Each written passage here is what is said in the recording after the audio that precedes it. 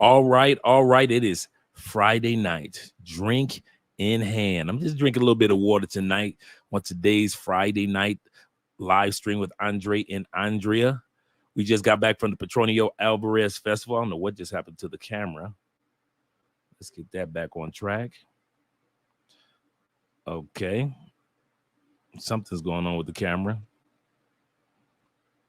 Just going live too. But you got to work with what you got. This is one of those moments where it's just been jumping all over the place. Let's see if I can even get some music for us. Shout out to all you guys that are in the live stream right now. Tonight, we are officially on the struggle stream. You see the camera just jump from one camera to the other. We got 3 people in the building. I appreciate that. And I know we usually don't come on this late, but we just got back from the festival. Just want to give you guys some highlights in regards to what's taking place, what's going on. I had some videos even set up for us and even had problems with that. But at the end of the day, we're still going to work it out. All right. Shout out to all you guys that are in the live stream, such as my man, Mike Lowry in the building. Appreciate you for being here. I appreciate you for being here. And we got Black Scorpion in the building representing as well. Shout out to you guys. As you guys can tell, somehow, some way, the camera flicked to the camera of the computer instead of using my regular camera. But one monkey don't stop no show. Let me make sure that I'm looking good on the live stream. Hope that I'm looking clear. If you guys see any problems, make sure that you click that put a 1 in the chat. If you guys see any problems or if my audio is off, let me know. But I'm about to go to the channel right now to see how things are looking. All right. All right, great. So far, the festival has been good. Excellent Petronio Festival. Going to give you guys some information in regards to what's going on. I've been trying to pull up some highlights of the event. We took so many videos and the highlights are not pulling up on my Google yet. And so I was looking forward to showing you guys some wonderful, wonderful footage. You know, I looked out for you guys in regards to those of you that make it down here. There are a lot of individuals that are down here. I've met one guy who actually started a Spanish-speaking course or class with his friends back in the States. A couple of young ladies, a couple of guys, and they saw the live stream, and they've actually made it down to the Alvarez Festival. So last night when we went to the club, it was about a good 15, 20 of us in the club. Bunch of brothers flying down, flew in today. There's some brothers that flew in throughout the week. Shout out to all you guys that have made it down here to the Petronio Alvarez Festival. We got 16 people in the building. Let's click that like button. I like you. Make sure you like us too. Tonight we on a struggle stream. I set up one camera and all of a sudden it sent me to another camera. But we're good.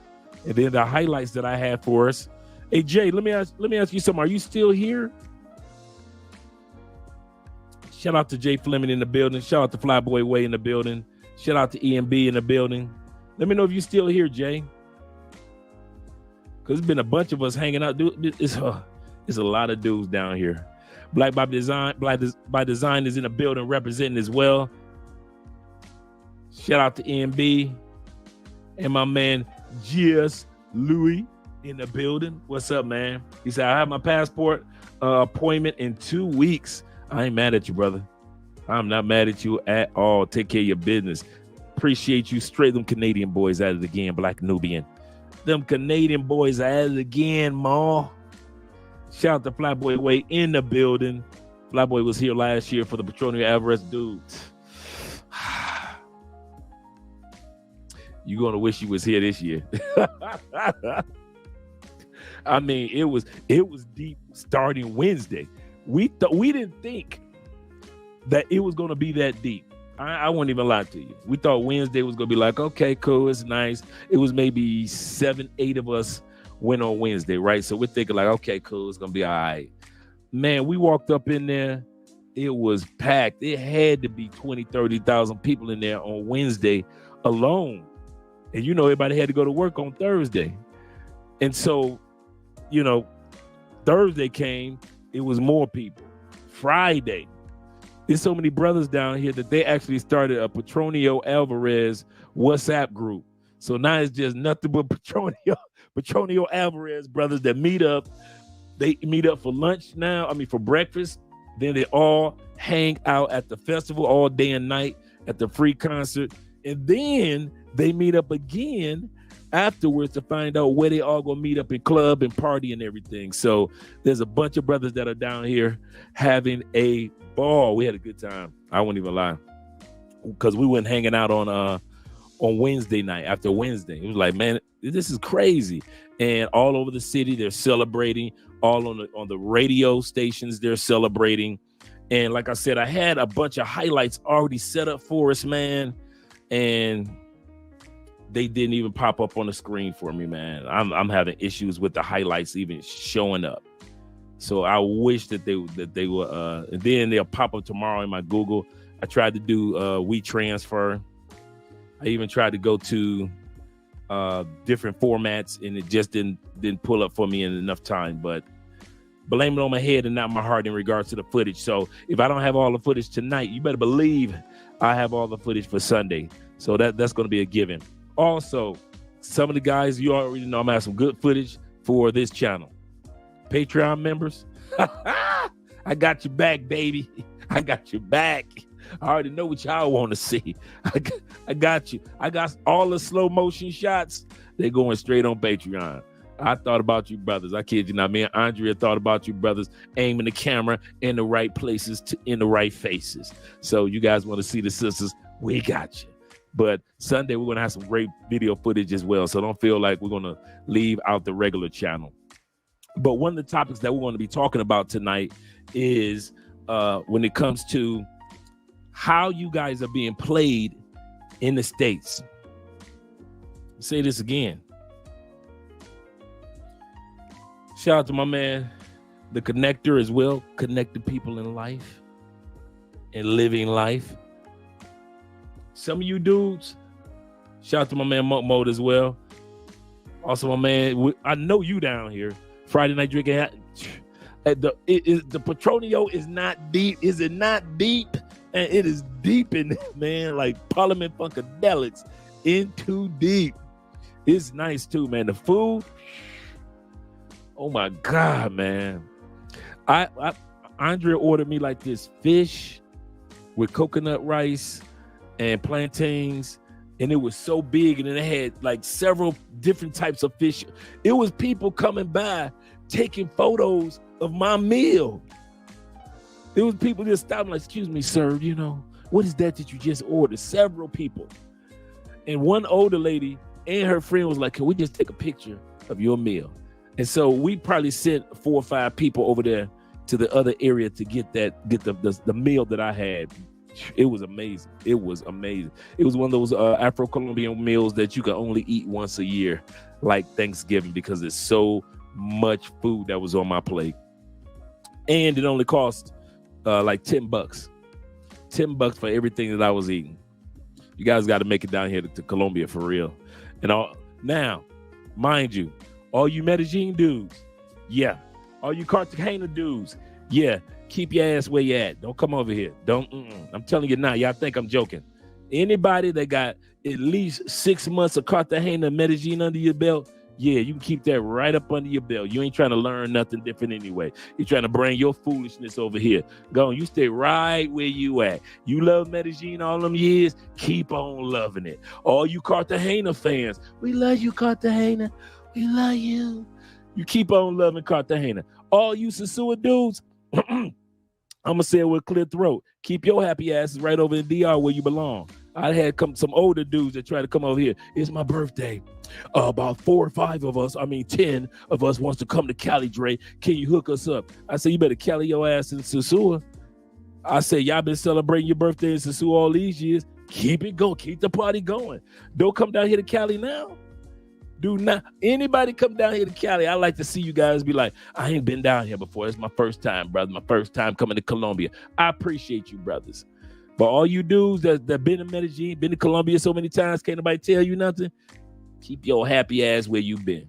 We mean that from the bottom of our hearts. Don't be coming down here trying to fall in love with these Colombians down here or mess up what we got going on. Y'all be coming down here trying to get swimming pools and jacuzzis. This is Cali. We don't be doing that to the women down here. You just get you a regular Airbnb, you're going to be good. Medellin and Cartagena, y'all be trying to get jacuzzis, swimming pools. Y'all try to get the mirror on the ceiling. No, we don't do all that in Cali. That's why Cali women still down to earth, because we do not treat them like y'all do in Medellin nor in Cartagena. So all you in Sosua or Thailand, keep all y'all happy as right where y'all at. We got our city just like we need it to be. So, but all the guys that really want to come down here for the festival next year, or if you want to come down to the Afro Colombian Festival, the Salsa Festival in December, I'm telling you, it's just as many people down here in December. It's crazy. Colombia is probably one of the best countries in the world to be in during Christmas season, because they celebrate Christmas all throughout the month, from December 6th to January 6th. I mean, they do it big, from the big cities to the small towns. So if you haven't made it down to this festival this year, make sure that you try to tell yourself you're going to make plans to come down to the Afro Colombian Festival next year, or try to make it to the Salsa Festival in December. And you guys are going to be seeing me periodically throughout the next hour, updating, trying to see if my videos uploaded to so I could showcase, because there's nothing that uploaded right now, and I'm really disappointed, because I wanted to show you guys all this footage that I had for you guys. But like I said, I recorded some footage for of the ladies, of course, all the sistering, for you brothers that have not had a chance to see what it's like here in Cali, and how many brothers and sisters actually live here in this city. But I also got those special clips for the Patreon brothers. I forgot about the love I got for you Patreon brothers. Shout out to you. So I got something special lined up for you guys. But at the end of the day, and I'm talking about some club shots, because we're supposed to be going out clubbing. A bunch of guys going out clubbing tonight, but I'm chilling. I'm hanging out with you guys. But as for tomorrow night, guys are going to be heading out to the festival. We're all going to hang out at the festival.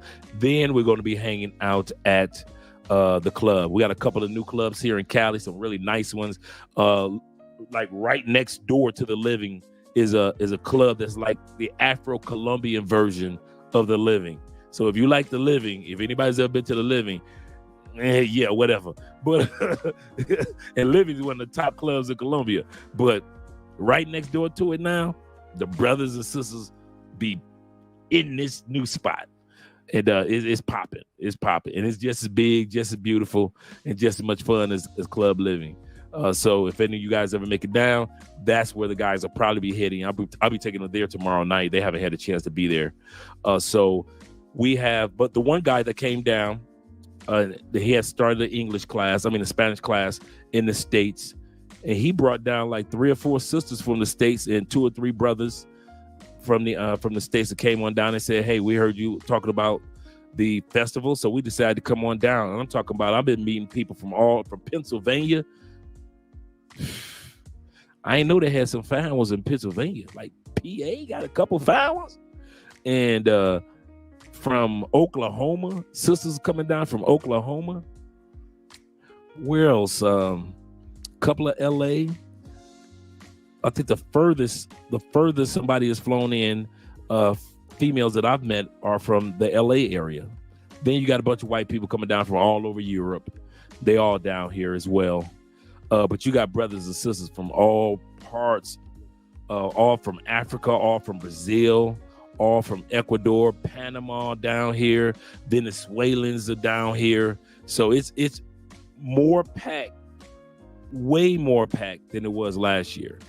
Last year was the first real one after the pandemic, like the first real one. But this year is like they going all out, man. I wish this footage could pull up for me, because I really want to show you guys this footage, but it's not showcasing. But since I've been living here in Colombia, I've been noticing some things, and it's the other topic I wanted to talk about. You guys been getting played in the States, and I never said it because I was part of it. Some of you dudes that are simping in the States, I'm looking at how the women talk about men, whether it be black men or white men, whether it be Karen or Keisha. These women talk so reckless about y'all, man. I just want to talk about some of the areas in which I see women talk reckless about y'all. Shout out to you, brother, being in the building. OG, he said I caught the Dewey last month, and he said we got to go ahead from the judge that I can go ahead and travel to Thailand. Okay, cool. That's what's up. And shout out to Richie Mack for hitting 100,000 subscribers. That's what's up. But we're going to talk about this because this is serious. And the reason why I'm talking about this is not to put down women, not to be a guys versus girls type of situation. I don't live in the States. I don't give a damn what y'all do in there. I kid you not. But for those men that are on the fence, you know how I always talk about on the fence. For those men who are on the fence of whether you want to start traveling, whether you want to start meeting people in other locations, you know, you've been duped into thinking that you should only support the sisters in the States. I'm here to tell you, many of them don't support you.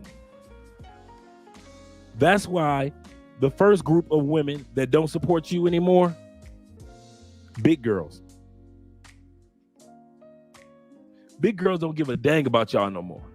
Remember, it was a day when big girl felt honored to have you in her presence during the cold winter months. Remember them days? Remember them days you could have a big girl on the side for a drunken stupor night and no one knew about it? Remember the day when a big girl never snitched, no matter how many times you smashed her for 3 years? Nobody ever knew you was the baby daddy. Them days are gone. Big girls actually think they tens because of you guys. They talk reckless. You got a woman like Lizzo. Shout out to Lizzo. Get your money, mom, but I ain't mad at you because Lizzo wouldn't exist and she still be hidden for those cold winter nights like it used to be. But because these women in the States, I notice, have very little respect for you guys anymore, big girls that came out the closet. I was fucking him.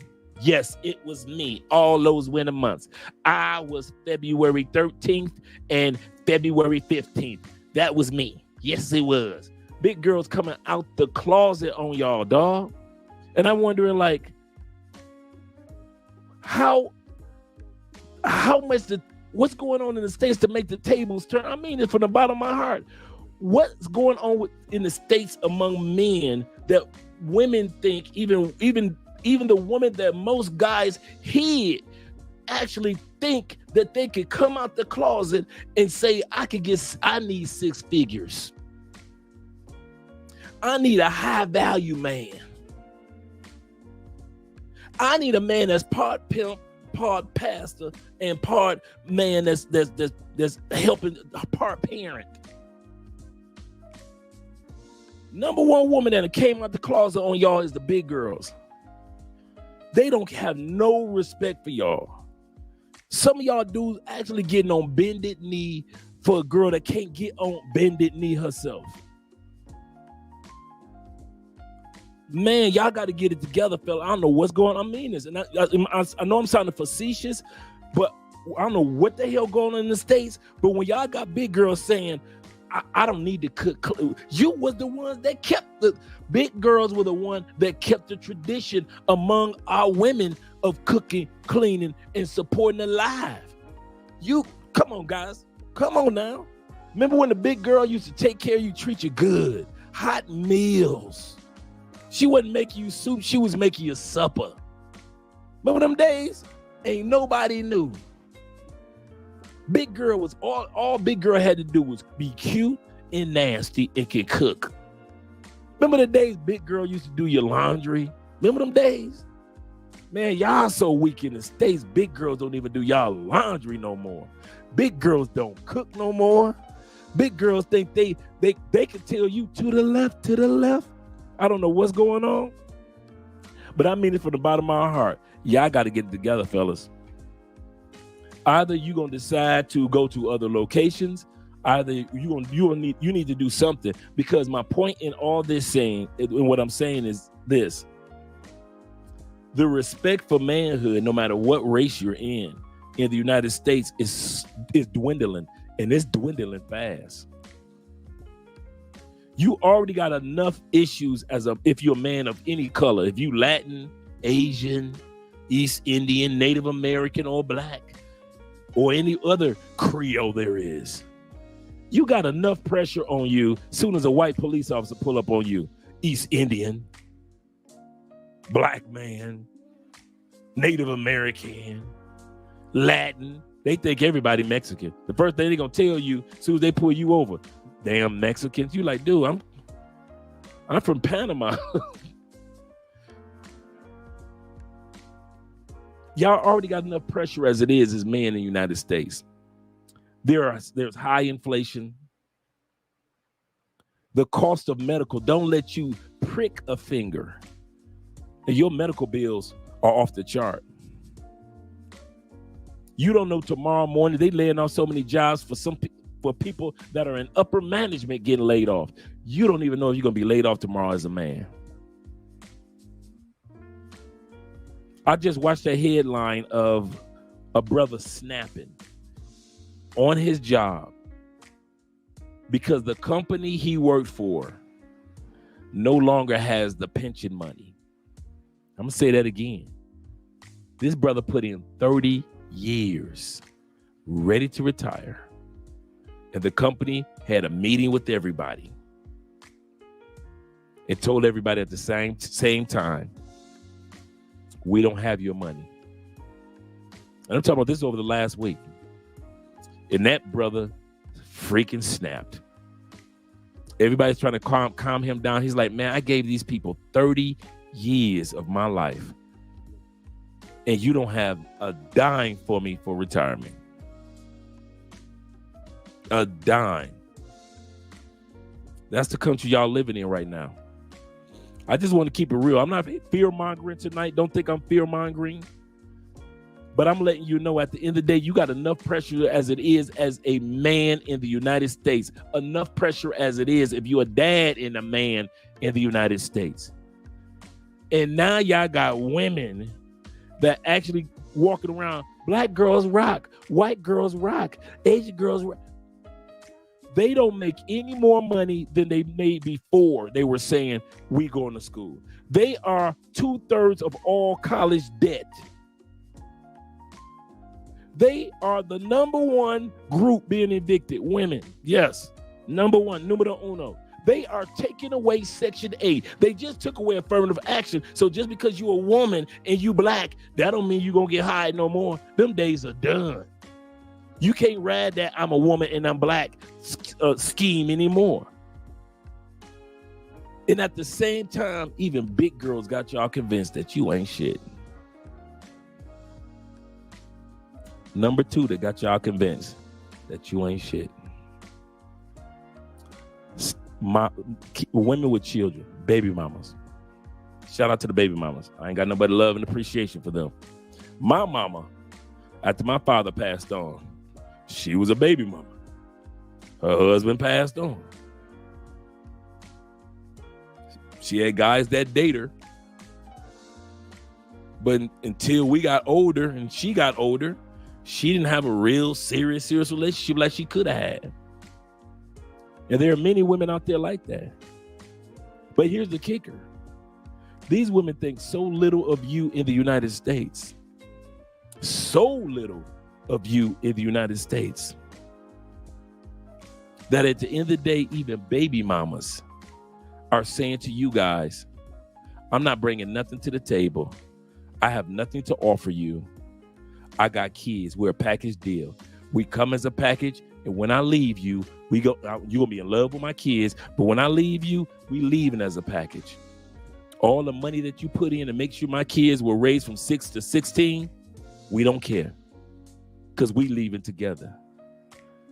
These women letting you know. They let you know. Become a stepdad if you want to. Become a stepfather if your happy ass want to. Go ahead, stay in the States and become a stepdad and see what happens to you. In many cases, you end up being put on child support, because if you took care of the child long enough and she leave you, the judge has the right to say in some states, oh yeah, you gonna pay child support, player. Once again, I'm not fear-mongering. I'm really not, brothers. This message, this public service announcement is going out to guys that are on the fence of the guilt factor. Say that again. This message ain't for you dudes that's already convinced that you ain't never leaving the States. You just gonna travel to other places and have fun. I got you. This ain't for all you dudes that got responsibilities still in the States. And you ain't leaving no time too soon. Got you. I ain't talking to you. I'm talking to a guy. Like I said, I've done over 120 consultations over the last year. Only 7 fathers. That myth that black men are out here just throwing dick around and shooting up the club, that ain't true. That ain't true. If that was true, I'm getting men from every walks of life, from 25 years old to 62 years old. And most of the guys that have come out ain't got a child in sight. Some of us, yes, we're fathers. But many of us, we ain't got no kids. So I'm talking to you guys that are on the fence of feeling guilty, of whether you're abandoning your people, as whether you're abandoning your post. I talked to how this topic came about. I talked to a brother during a consultation a couple days ago, and he said, Dre, you know something? I've traveled. I'm successful. He said, I have moments of guilt because the rest of my family will not see the success in which I have. And he said, I'm not saying this in an egotistical way. He said, I'm just saying, I'm the only one that kind of stands out of my family. He said, I ain't the only one that's making money. He said, but I'm the only one in my family that sees the world from a global perspective. He said, and I feel kind of bad. Like if I leave the States, I'm leaving the cause. I'm leaving my picket sign. I'm leaving the bullhorn of fighting for black rights. He said, I feel like I'm abandoning the sister in the States. And I said, brother, I go through that too.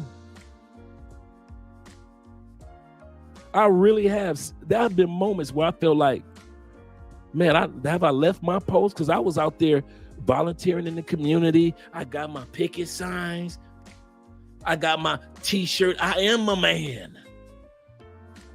I'm down at the city council meetings. I'm having lunch with senators and judges. I'm volunteering at the Boys and Girls Club. Big brothers, big sisters. 100 black men in any other community program. I'm doing public speaking in high schools across the country. Y'all think I talk now? Where you think I got it from? But then when I decided to leave,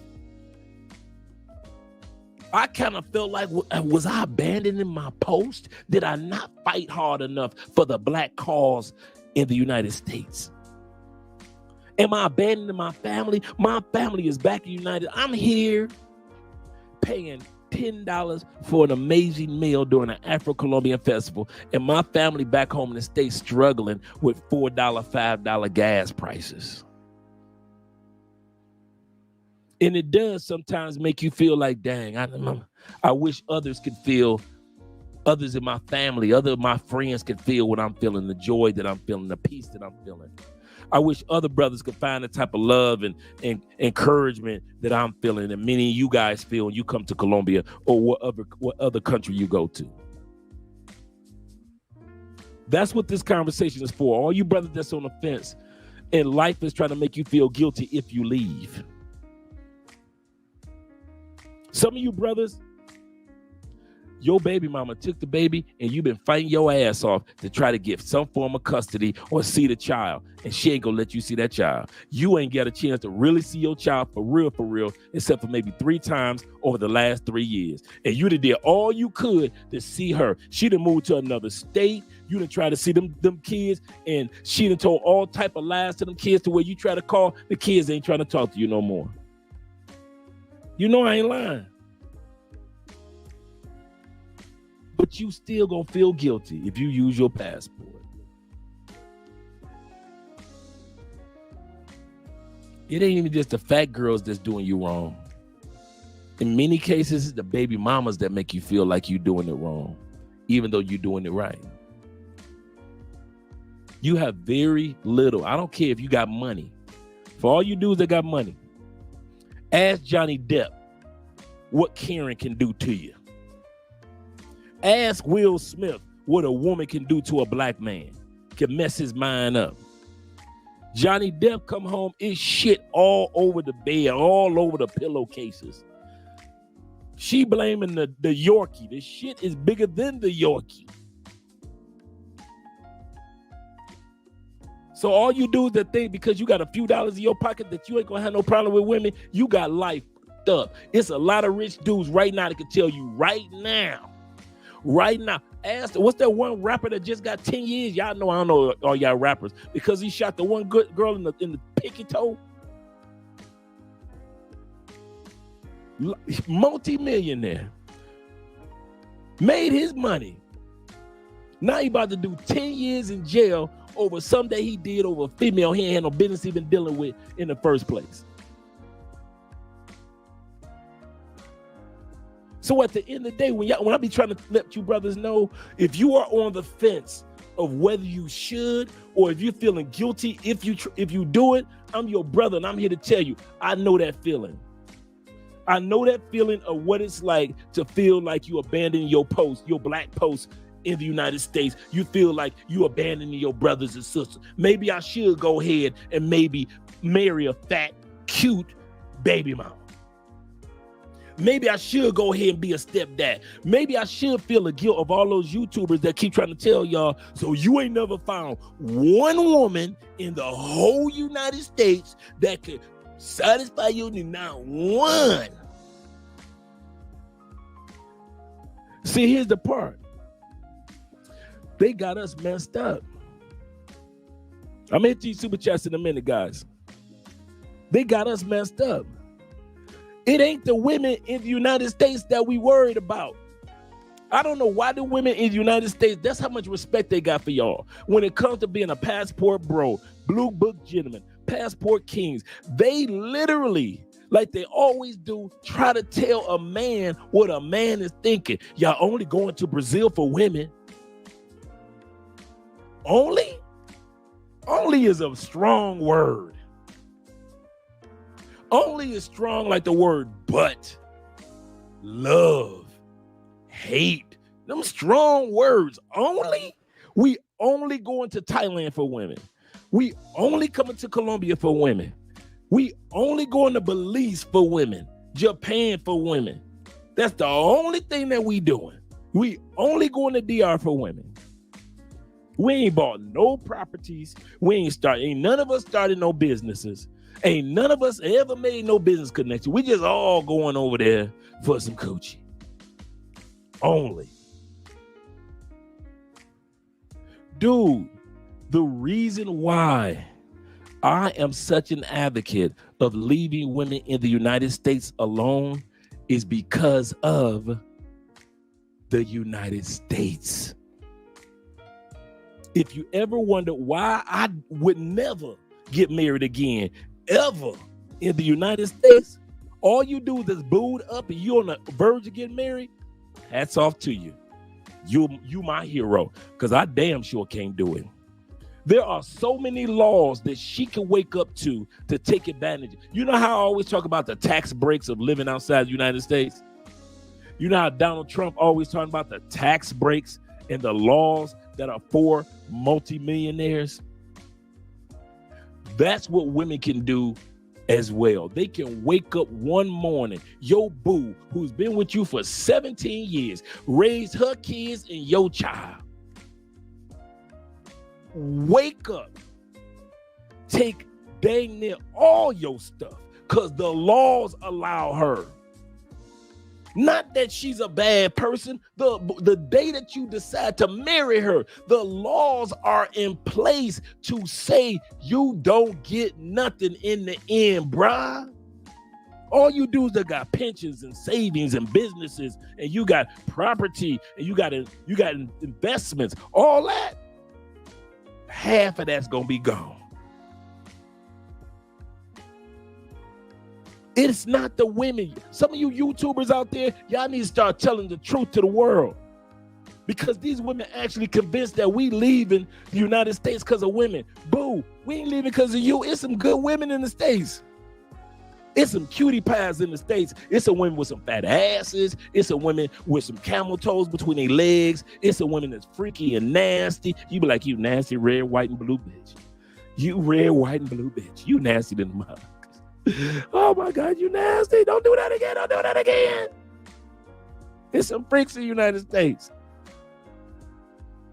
Then what's wrong with the freaky, nasty supporters who will pray for you, woman, in the United States? It ain't about because she ain't making you a hot meal. I'm going to say this again.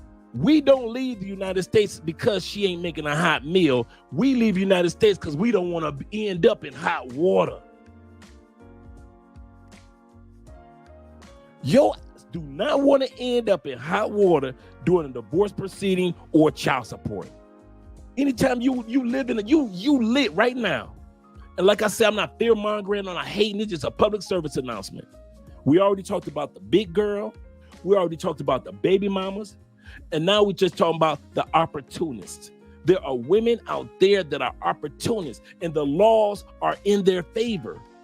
I'm not mad at Donald Trump when he sat back and said, if y'all don't want me to get all these tax breaks, or don't want us billionaires and millionaires to get these tax breaks, he said this: change the laws. If you don't want me as an expat to get all these tax breaks while you sit up there making $200,000, $300,000, and your little $200,000, $300,000, soon $40,000 coming off on taxes right out the gate, $30,000 to $40,000. Then you paying taxes every time you buy a shirt, because when they show in the United States, they don't put the tax on the prices, do they? Nope. You say, hey, that shirt is $30. Cool, let me grab it. And then you get your ass to the counter. And what is it? $37, $33, $34, $39. Depending on the state that you live in, the taxes go come on you again on that $100,000. Take your ass to the gas station. That pump on pump 12, they're gonna hit your ass upside the head with more taxes, ain't they? Yup. If you retired on Social Security, United States one of the few countries in the world that people on Social Security paying taxes. On Social Security. Or if you think I'm lying, look it up, or ask your mama and your grandmama. Think I'm lying. Ask somebody right now in this chat that's on Social Security and find out if they pay taxes on Social Security. And don't let you have a part-time job as a person that's on Social Security or SSI or SSDI, retired railroad, representative payees, survivors. Your ass gonna pay taxes on that. So when I sit back and I say, give me my $50,000 and all my little tax breaks that you give me for being an expat, I'm just like Donald Trump. If you don't want me to get these tax breaks because your happy ass decided to stay in the States, change the laws. You build one hove, build another hove. That's what my point is. The laws are skewed against you because the opportunists put you down, belittle you, and make you feel like jumping off the cliff of whatever it is, because she knows she can wake up one morning, glance over at you, and say I'm done. And how many times have we seen female actresses tear some dude's life apart who ain't done nothing wrong because she feel like, well, I'm done. I'm done. You done. We've been together 27 years. We've been together 17 years. We've been together 10 years. You done. Why can she say she done? Because the laws are in her favor. And if you dudes don't like it, you either change the laws or go to a country where you can marry somebody and the laws aren't skewed like that. That's what I did. So when everybody, all those YouTubers that's in your ear trying to tell you marry somebody in the United States, you ain't found nobody good in the United States. No, I ain't found a United States that's good. It ain't, hear me out. It's not that we ain't found somebody good in the United States. We ain't found a United States that's good. That's what y'all need to start telling these YouTubers. Acting like we always scared to tell somebody the truth. We ain't, y'all leaving because y'all can't get the women in the United States. Bruh, ask any passport, bro. Any passport king, blue book gentleman, dude that just travel in general. If we got a track record for anything, we got a track record for fucking. Our track record in the United States cannot be beat. There's not an athlete that fucks more than we did in the United States. We left United States coochie because we was born with fucking that United States coochie. The last thing a passport bro in a blue, we had to literally go on monk mode to tell chicks, I'm not gonna fuck you. What you think monk mode is? Shout out to monk mode 1. Monk mode is men saying, listen, I can run through U.S. women so much, so often. The only problem is it costs me money to run through y'all. So instead of running through y'all, I'm going to keep my damn money in my pocket and take it on over to Thailand. I'm going to be a zooming motherfucker. It ain't the fact that when they sit up here and be lying on us, talking about something, well, it's because you guys can't get women like us. You're not strong enough. And you dudes go for it. That's that black guilt.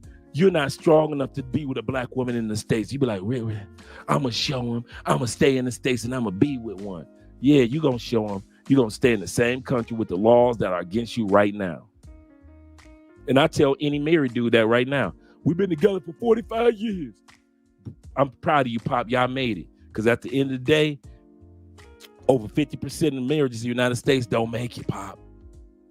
I'm proud of you. Because at the end of the day, most dudes gonna end up losing out. Anytime you got a system where over 1/3 of all child support payments, that ain't even a damn daddy, and the courts know it. But they making so much money off you dudes due to the fact that there are dudes in the United States ain't met the chick. I don't even live in her state, and you paying child support out of your check for a chick that you have never met a day in your life.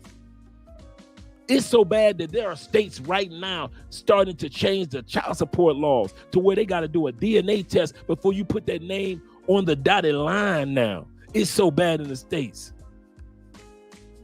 Once again, I'm not talking to you 72% dudes that ain't going no damn where. 72% of all Americans ain't going no damn where. 50% of all passport users only go to Mexico and Canada. I'm going to say that again.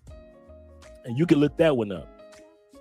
50% of all you motherfuckers that stand in line to get your passport, talk all that passport bro shit, the only place you're going to take your happy ass to, half the passports in the United States are used for Mexico and Canada. You ain't even got your ass off your own continent. I ain't talking to you. I'm literally talking to the dude that's right in the middle where I used to be. Like I'm feeling that kind of, maybe I should get the States one more chance. Maybe I should fight for my own people here. I know I got people in other countries, but maybe I should just, no, I'm done. I'm done. I'll send money for a fundraiser, NAACP fundraisers. I'll send, if they had a Lou Rawls telethon around, shout out to Lou Rawls. I'm donating. But as far as going back to the United States and pulling out a picket sign, Trayvon Martin, I'm putting my Trayvon Martin hoodie on, them days done.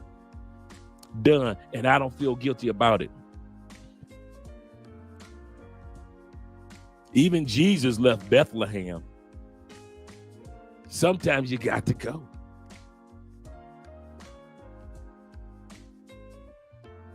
Even Paul left Israel and ended up in Rome. Sometimes you got to go. Somebody in your family, such as I, you might be the one, be the migrator of your family. Taking your family name to another country to build it there, like somebody took it to the United States and built it there. It ain't even your damn last name. Most of us got our massa last name. Ain't none of us brought our last names to the States. The next group of women, now we just talked about big girls, ain't got no respect for y'all. Y'all, them days are done. Don't look for it. Don't pretend like it's there. Big girls are out the closet. Yes, I'm fucking him. Yes, he better hold my hand in public. Yes, everybody in the barbershop gonna know that she gave you head. They ain't ashamed no more. So all you dudes that like big girls, this is your era, because they don't get no respect. They looking for six-figure dudes, just like the hot chick is looking for six-figure dudes. Secondly, the baby mamas, they actually think that y'all gonna bring y'all happy ass in there and rescue them and their kids. Oh, do you actually think that baby mamas think they ain't got a chance? Man, I was watching a video on Instagram today. This female said, I'm 40 years old. She said, now, men are still all over me because I don't look 40. But I mean, in my mind, I said, it don't matter if you don't look 40. You still act 40. In other words, you are already settled in. You can't teach an old dog new tricks. She 40. No matter how beautiful she is. Hey, all you guys that's smashing some chick that's 40 years old, 37 years old, but she don't look it, well, she's still 37 and 40. 37 is not the new 27. 40 is not the new 30. It's still the same damn 40. Same 40. Y'all better get that through your mind. Just because y'all got somebody that can be fine with makeup on, it's still the same 40. Why? Because she's an old dog that cannot learn new tricks. She's set in her ways. All she's looking for in a man is a man that's willing to accept the ways that she settled in. But she's not looking for no new ways to learn. If she didn't cook in 40 years for no man, don't think she's gonna be cooking at the age of 41 for you. All of a sudden, she knows how to get her recipes out. If she been bragging about her degrees since 18 years old, don't think that she gonna stop bragging about her degrees at 41 for your happy ass. These women could care less. Care less. I don't get it. I kid you not. And sometimes I sit back and I watch and I'm like, what the hell going on? You got a passport? Yeah. You traveling? Yeah. You want to move in a couple years, right? 10, 15, 5, I don't care. Yeah. Then why the hell you still in the States? Well, there's only 4 reasons. 4. You can write these down.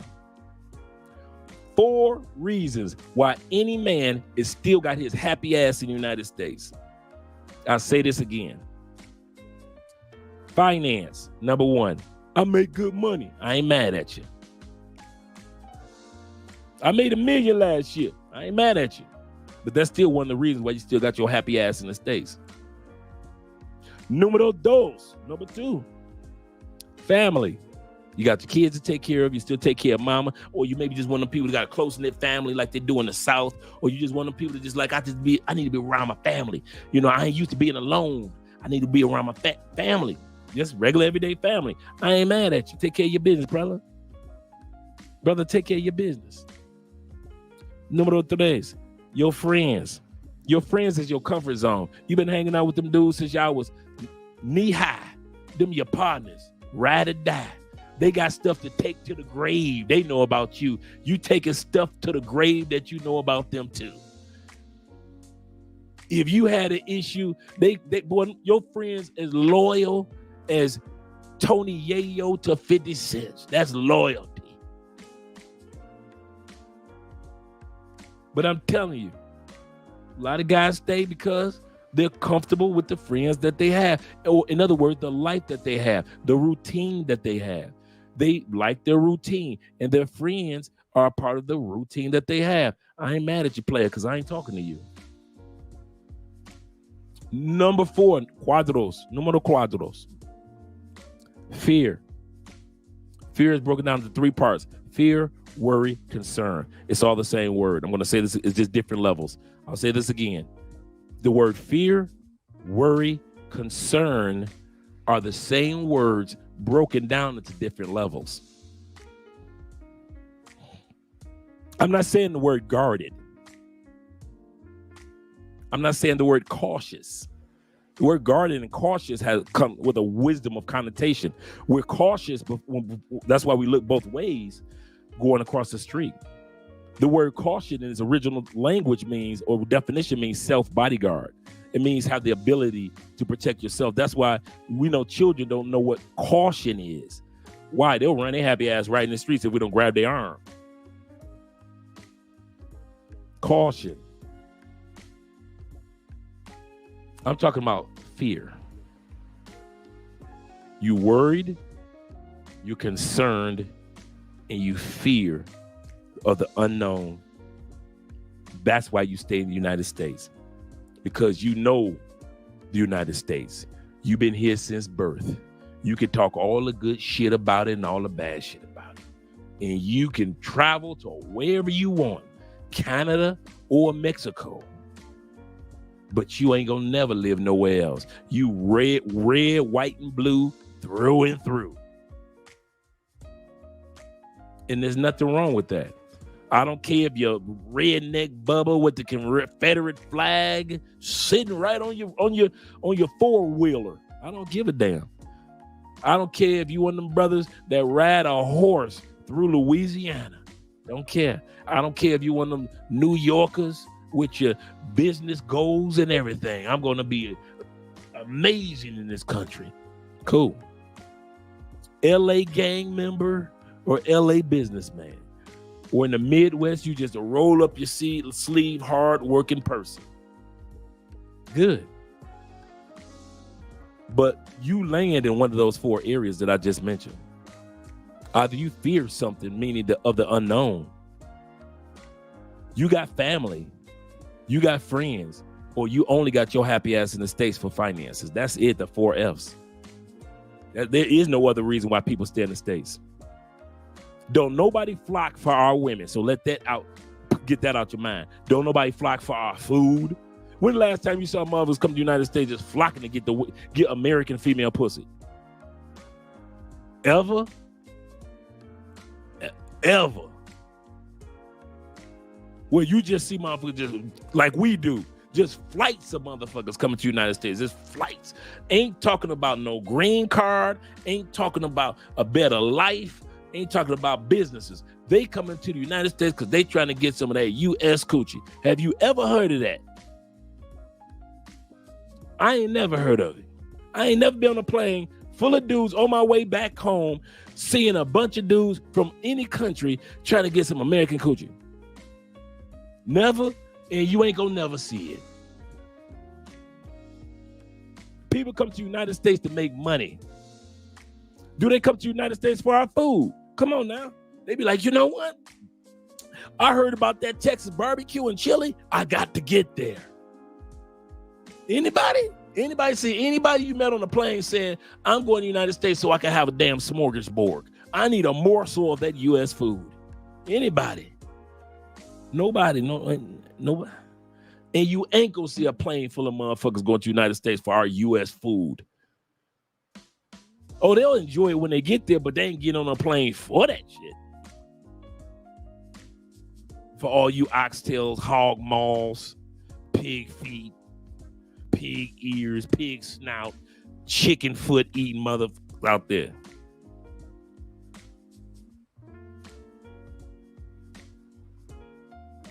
At the end of the day, I kid you not,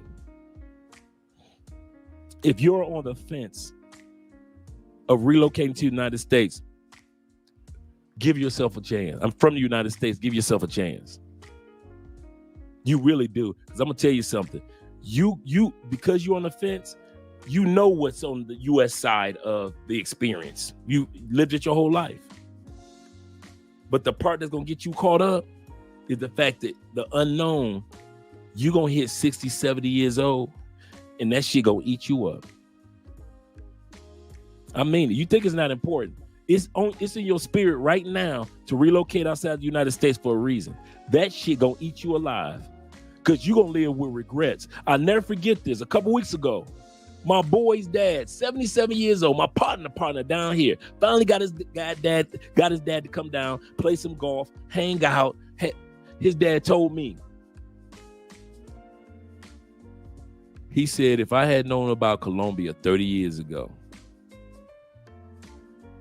I said, you was married 30 years ago. Your wife just died 14 years ago. He said, you heard what I said about 30 years ago. Some of y'all gonna catch that. I said, your wife just died 14 years ago. He said, I said 30 years ago. I'd have been gone. He said, you young guys. And I'm like, I'm 55. He like, you young guys. You got the opportunity of a lifetime. We didn't know nothing about it. I'm literally quoting his brother. 77 years old. He said, we didn't know anything about this. I'm looking at him on a balcony. He's like it's as if he had just walked on the planet for the first time. He outside, he would just sit back having a drink and just enjoying the lights of Cali, Colombia. And couldn't believe that he was in Colombia at 77 years old. And his son tried to get him to move down. That's another reason why he brought him down. What's my point in saying this? If you think that you're going to get the support of women because you stay, thank you for staying, passport, bro. I don't give a fuck if you stay or go. I'm going to say that again. Many of the women in the United States, for all you do is got passports, and you be traveling the world and doing all this shit. The women in the United States, for the most part, they don't give a fuck what you do. If you leave, cool. If you stay, cool. So don't think because you leaving, it's going to make them feel bad and sad. Oh, brethren. No, it ain't. If you stay, they not going to pat you on the back and ain't going to be no parades going down the street. Ain't nobody going to be throwing you up in the air like in a football game. It ain't like you hit the game-winning shot like you Jordan or Kobe. None of that shit. You still going to have to deal with the same laws that still exist for you. If y'all think I'm kidding, here we go. When it comes to all you dudes, and you know all them baby mamas out there, and they just can't wait for you to put your passport down and move or remain in the States. Here's what you got waiting for you. Let me pull this up real quick. I'm about to hit the super chats in a moment, guys. I just want to pull this information up because you guys hear me quote stuff a lot, but I want to show you what I'm talking about. Are stepfathers more likely to divorce? Let me hit these super chats. I'm going to let that sink in your spirit right there.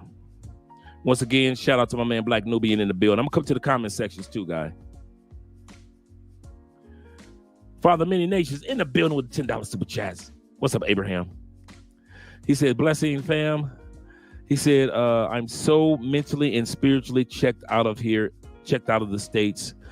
Nuff said, every week I'm saving at least $700 a week.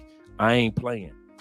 Bruh, you sound like me, bruh. I did the same thing. And you know what? What's so funny? I still do that. I still do that, man. I still invest like crazy. Because the habit that Father Many Nations, the habit that I built to get myself out the United States, now I still have that saving habit. I still have that stacking money habit.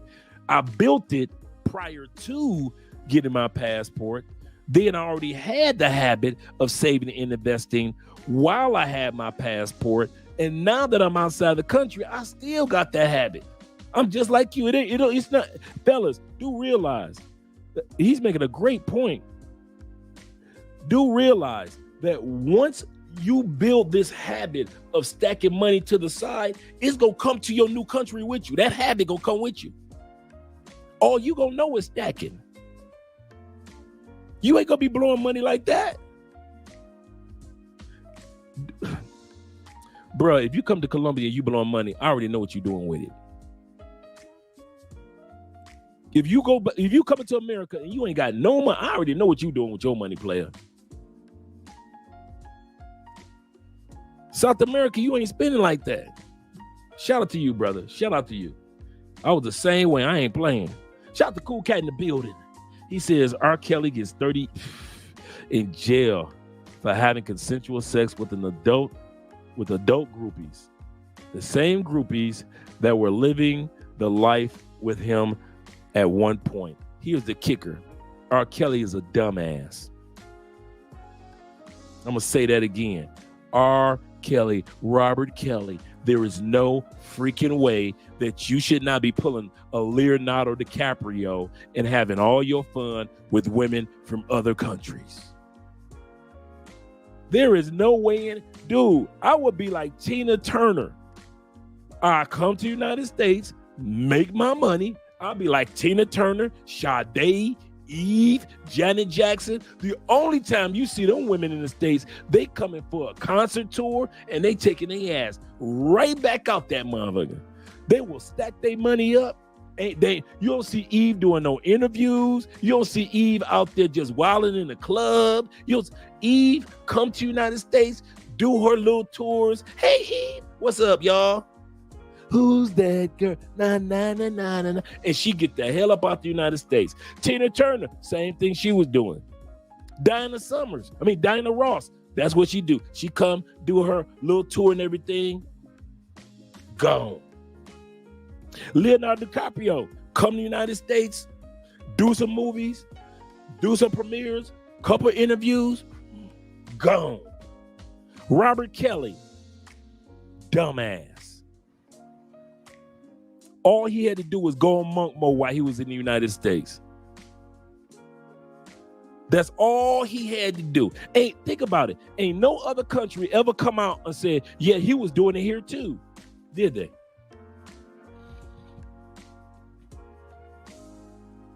Not like on some Jeffrey Epstein type. Did any other country come out and say, yeah, Robert Kelly was out here doing the exact same thing?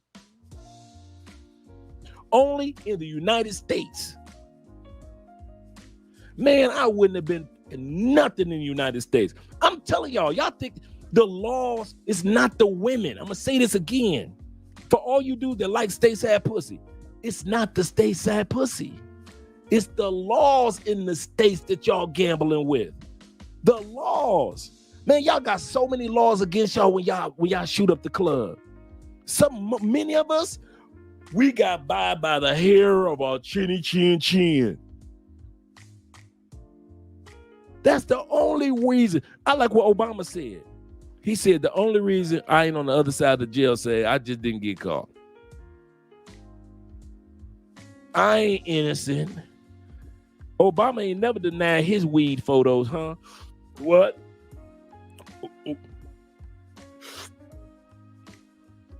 He ain't Bill Clinton. I put it to my lips. He like, man, I put it to my lips and I passed it to Bill.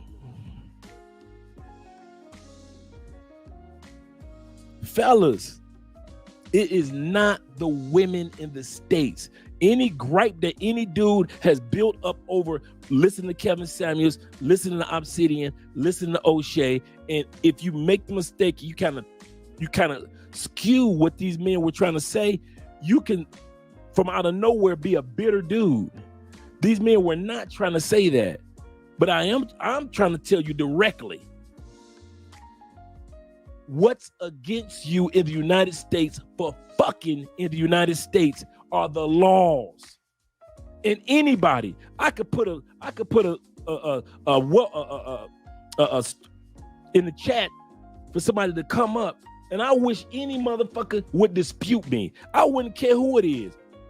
I don't care what attorney. You can have the lead attorney, and Lee will tell you.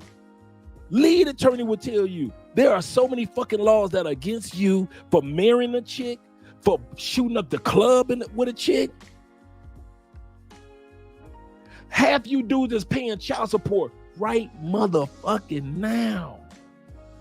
That money should have been stacked for your life outside the States. But here your happy ass want to do, you want to shoot up the club 3 years ago when you told yourself 5 years ago that you moving to DR. Yeah, you think ain't nobody know about that DR trip. You took your ass to DR, had a great time, nothing wrong with that. You told yourself, hey, if Taylor Made Dream can do it, I can do it. You start stacking and putting your money together, getting your game plan right. Your money is being saved. You ain't on no bullshit, and you met a female, and you bust several nuts up in her, and now you got a 3-year-old. That little dream of moving to DR is deferred for many brothers. Many a brother got his dream deferred because he decided to shoot up the club in the United States, in a country where the laws are against you. I don't see how the fuck y'all do that shit. I'm not saying don't have kids. I'm not saying don't get a girlfriend. I'm not saying don't fall in love. I'm saying don't be dumb enough. If you on the fence, don't do that shit in the States. If you are in the States and you ain't going nowhere, you my hero. Roll with it, bro. You ain't going no damn way anyway. Fall in love in the United States, the white wedding. Go ahead, raise your kids, grow old together. I'm with you. I ain't no hater. Do not think that I'm telling all men to get it. I'm not that dude that's like, all men should leave. No, most dudes I know ain't going no damn way. Keep your happy ass right where you are. Like I said, I'm talking to you guys that are on the fence of if you and you're feeling a little guilty whether you should make that move or not. And I'm telling you, bro, it's going to eat you up if you don't at least try. And I'm talking about dudes that will make decent money. But because you just only used your money for just traveling and you never really tried to live outside another country and it's always been on your spirit to do that, that shit gonna eat your ass up in your damn 70s.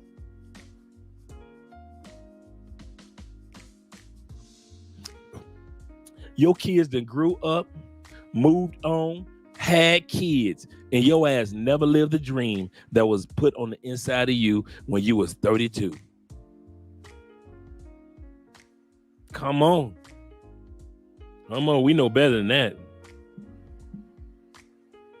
He said R. Kelly got 30 years. Yep. The same groupies. There is no way in here. I don't feel sorry for R. Kelly at all. Thank you for the super chat. At all. At all. That's my brother. I've been to several R. Kelly concerts. I still play R. Kelly music. Have a baby. I still listen to Kels. I still Step in the Name of Love. I ain't what? That was my album. But I still think he's one of the dumbest motherfuckers that ever walked the planet. And he got them 30 years on his own. I don't think his attorneys got it for him. I don't think the judge got it for him. The ladies got it for him. I don't blame the ladies, the judge, the jury, the prosecutor, nobody. I don't blame nobody but Robert, dumbass, for going up there and doing his stupidity in the United States when he could have had his ass in Dubai doing that shit, parts of Africa. Colombian chicks would have let him get away with it. Then some Venezuelan chicks wouldn't have said a damn thing. Brazilian chicks would have joined in his little reindeer games. Whatever it was he needed, there were continents and countries of women waiting to do what the fuck he wanted them to do. The nastiest, filthiest shit he could have asked for. And what does he do? Keep his ignorant ass in Chicago in the United States. What the hell?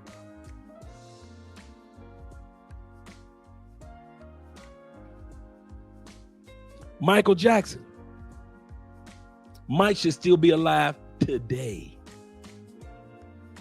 If I know that the United States, you ready, ranks of 119, 120 countries in the world, United States ranks number 37 for medical. If I know the doctors in the United States only rank number 37, not number 1, not in the top 10, not in the top 5, 30, number 7, 37. Colombia ranks number 22. You can look this shit up, World Health Organization. United States, number 6 for malpractice, fucking up and somebody dying. I'm Michael Jackson. I live in Europe. There is no fucking way I'm gonna have an American doctor working on me. Ain't no fucking way. It wouldn't have been no court case. Michael Jackson's doctor is in court right now for killing Michael, giving him the wrong dosage. I'd have been alive like a motherfucker because I'd have had somebody from a real country with real medical. I'd have flown a motherfucker in. Who's Finland? Okay, let me get a doctor from Finland. Who's number 2? Okay, Iceland, Japan. Let me fly a motherfucker in for a doctor from Japan. But I wish I would have a damn doctor from the United States and you number 6 in the world for killing motherfuckers. Number 6 in the top 10. Somebody gonna die in the States, not because they was old, not because the surgery went bad, because the doctor did some fuckery. And you gonna hire one, Mike? Prince should have still had his ass alive.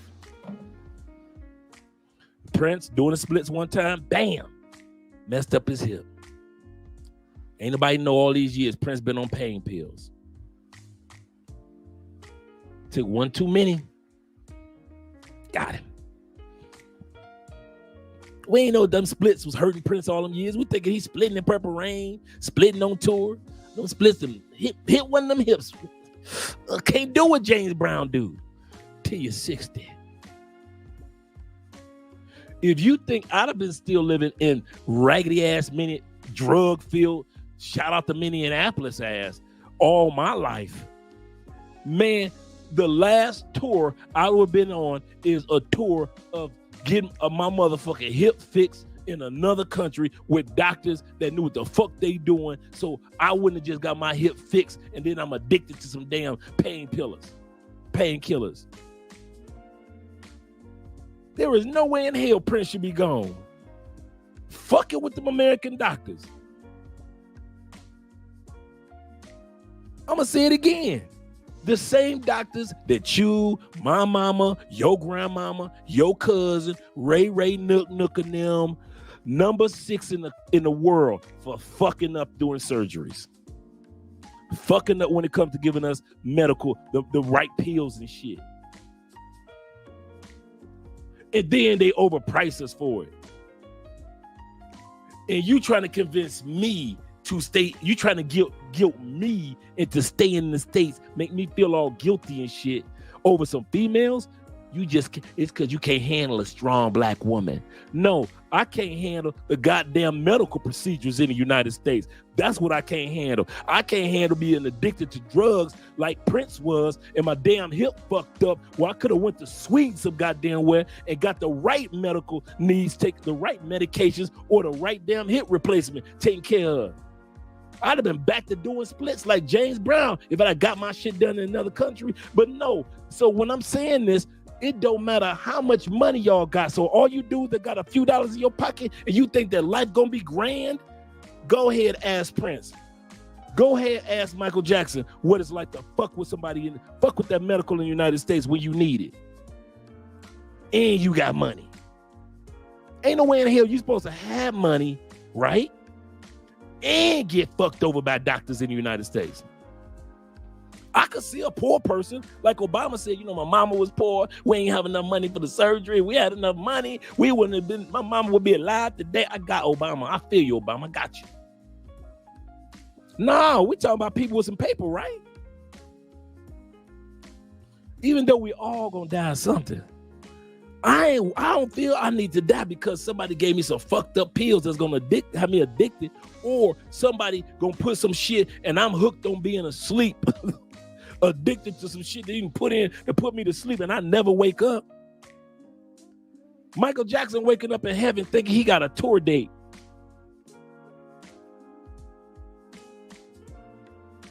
Lord, I got rehearsals. This is what I'm talking about being on the fence. Let's go back to the article where I was just going to show you guys.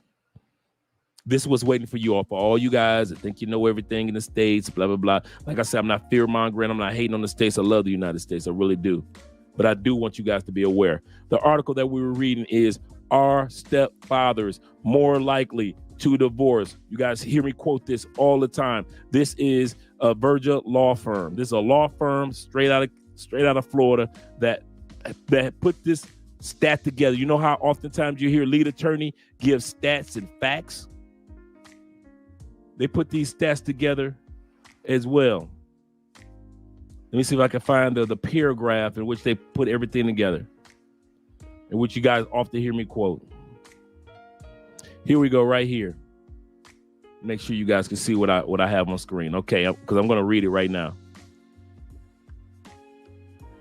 And I'm going to put this article in the chat. It says, one study found that individuals engaged in a relationship, talking about men, individuals engaged in a relationship or married involving step-parent roles will divorce at a rate of 66%. I'm going to say that again. All you dudes that got baby mamas, she about to get married. She got a 66% chance that the dude that your child and fell in love with, including you, but the stepdad, she got a 66% chance that shit ain't gonna work. Oh, I just hurt somebody's feelings. Oh, I wasn't supposed to say that? Your baby mama fell in love. She married a cool dude. She with a cool dude. You cool with him? He's a good dude. Your daughter or sons like him. They're good people. Even though he good people, and your baby mama good people, and your kids, yours, good people, they still got a 66% chance that shit ain't gonna work. Just like in a regular marriage with kids, got a 50% chance that shit ain't gonna work. Is it the kids' fault? No. But the dynamic of step parenting is not the norm around the world. There are still countries that still shun a woman for having a shorty like we used to back in the day. Remember, I don't know if some of you are old enough. Remember back in the day, if you was a female that got pregnant, you was sent to another state. We're going to send her up to Chicago, live with her auntie Riri until a baby born. Remember them days? Oh, I remember the days that if a female got pregnant, she couldn't come to church no more. You ain't coming to this church. You could go to the church down the street, but you can't come to this church. Now you ain't got nothing but baby mamas in churches. I was young enough to remember, where's LaWanda? We don't talk about LaWanda in this church no more.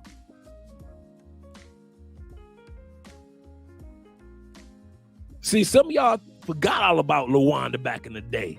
Some of y'all forgot about when the family down south used to seeing if a person, a female in Kentucky got pregnant, they sending her to live with her family in Ohio to keep from shaming the family name. There's still countries like that, not like the United States. Everybody fucking allowed in the club to be shot up. But you young brothers, you weren't around for what I'm talking about. You ain't seen no female get kicked out of church. You don't know nothing about that. All you do is under 30. You don't know shit about seeing a female. She can't come back here no more.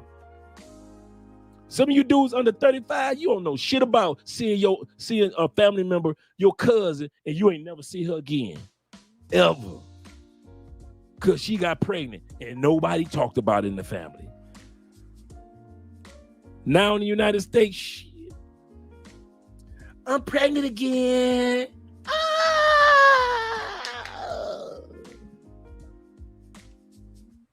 Let's go back to the article.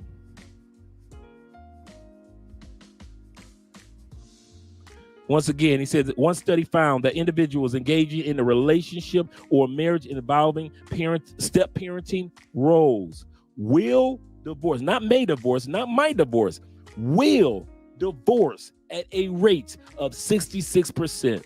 Similarly, husbands who are in a step parent role are twice as likely to leave their marriage than men who are in traditional family settings. I'll read that again. Similarly, husbands who are in a stepfather role are twice as likely to leave their marriage than men who are in a traditional family setting.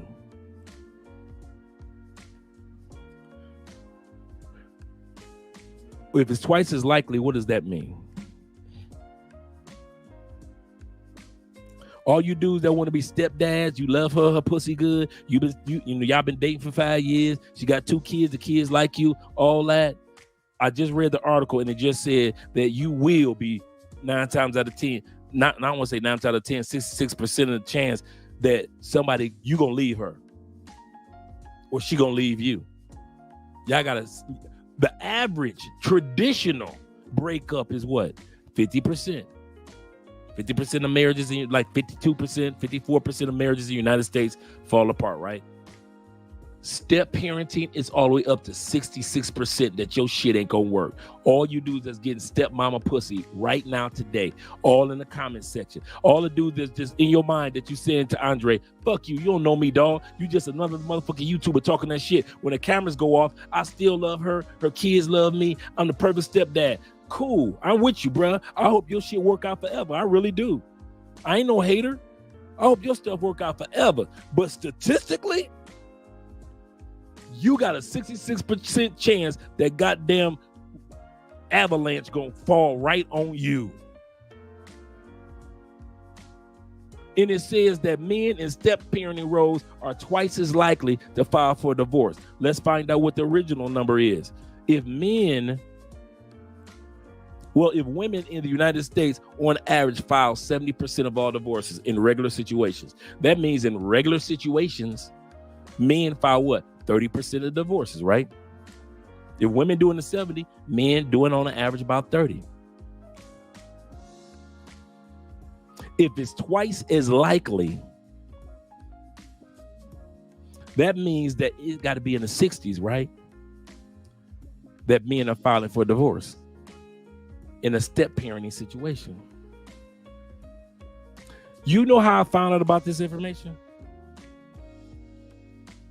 Because when I filed for a divorce as a stepdad, after 14 years of being a stepfather, even though I don't have any kids, and these were good kids, educated, married their high school sweetheart, kid you not, making money, no issues, no track record. I don't have no bad buys from back in the day. They was acting a goddamn fool. None of that.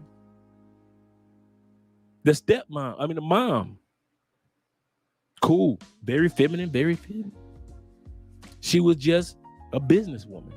And being a businesswoman is not what I needed. She was 100% business. Let's go out on a date. She late every 3 hours.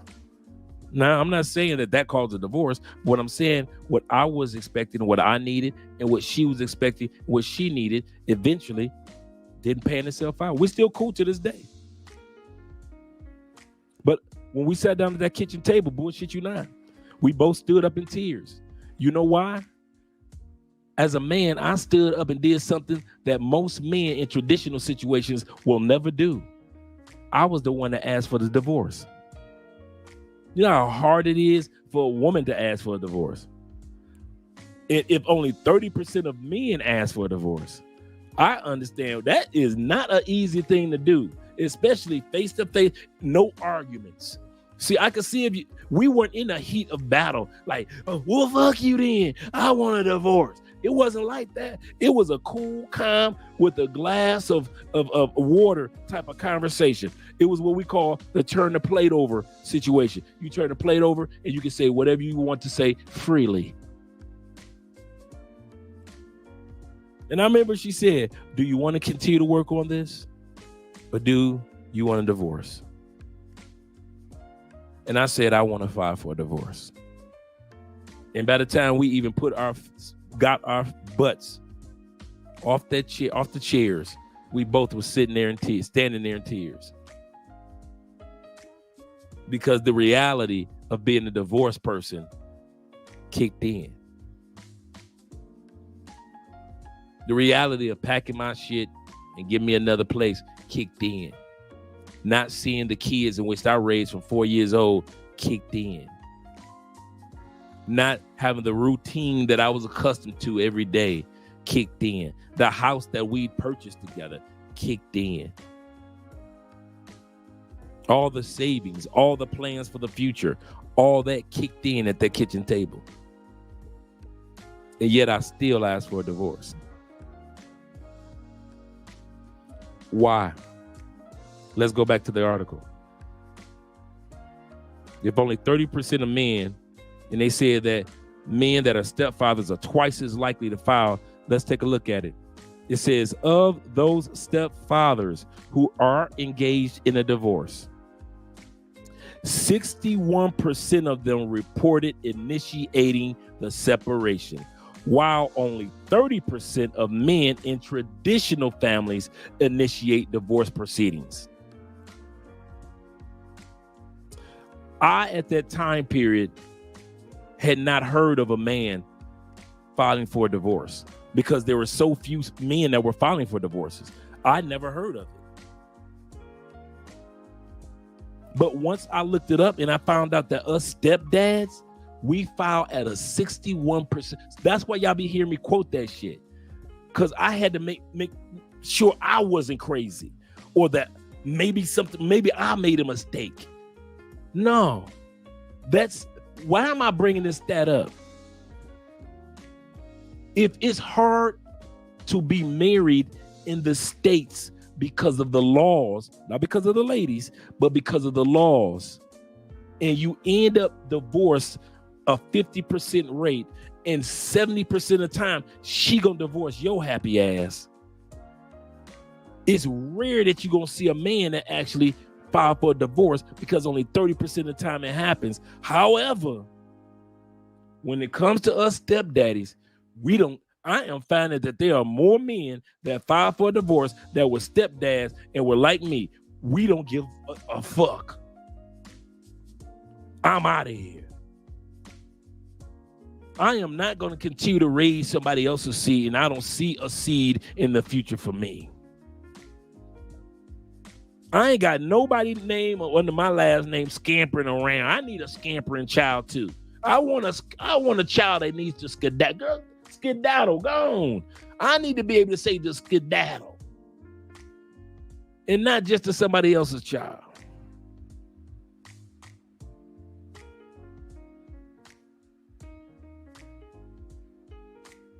Let's finish off this paragraph. Like I said, I'm gonna put this in the comment section.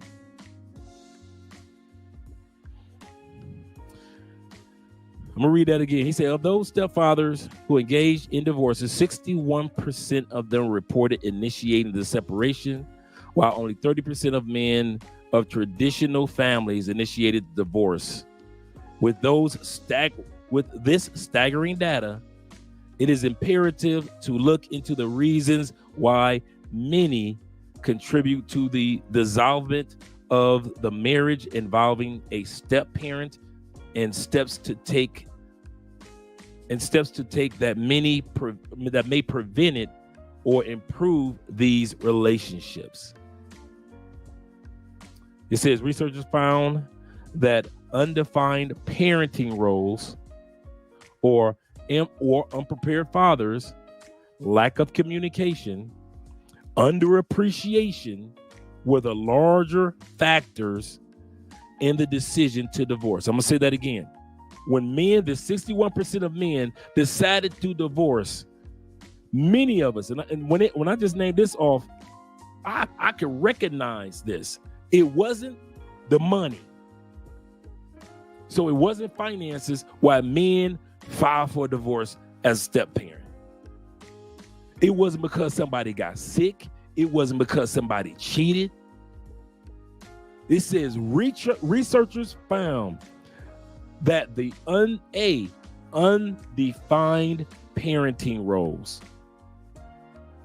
Too many men were too tired of not knowing who they were in the kid's life.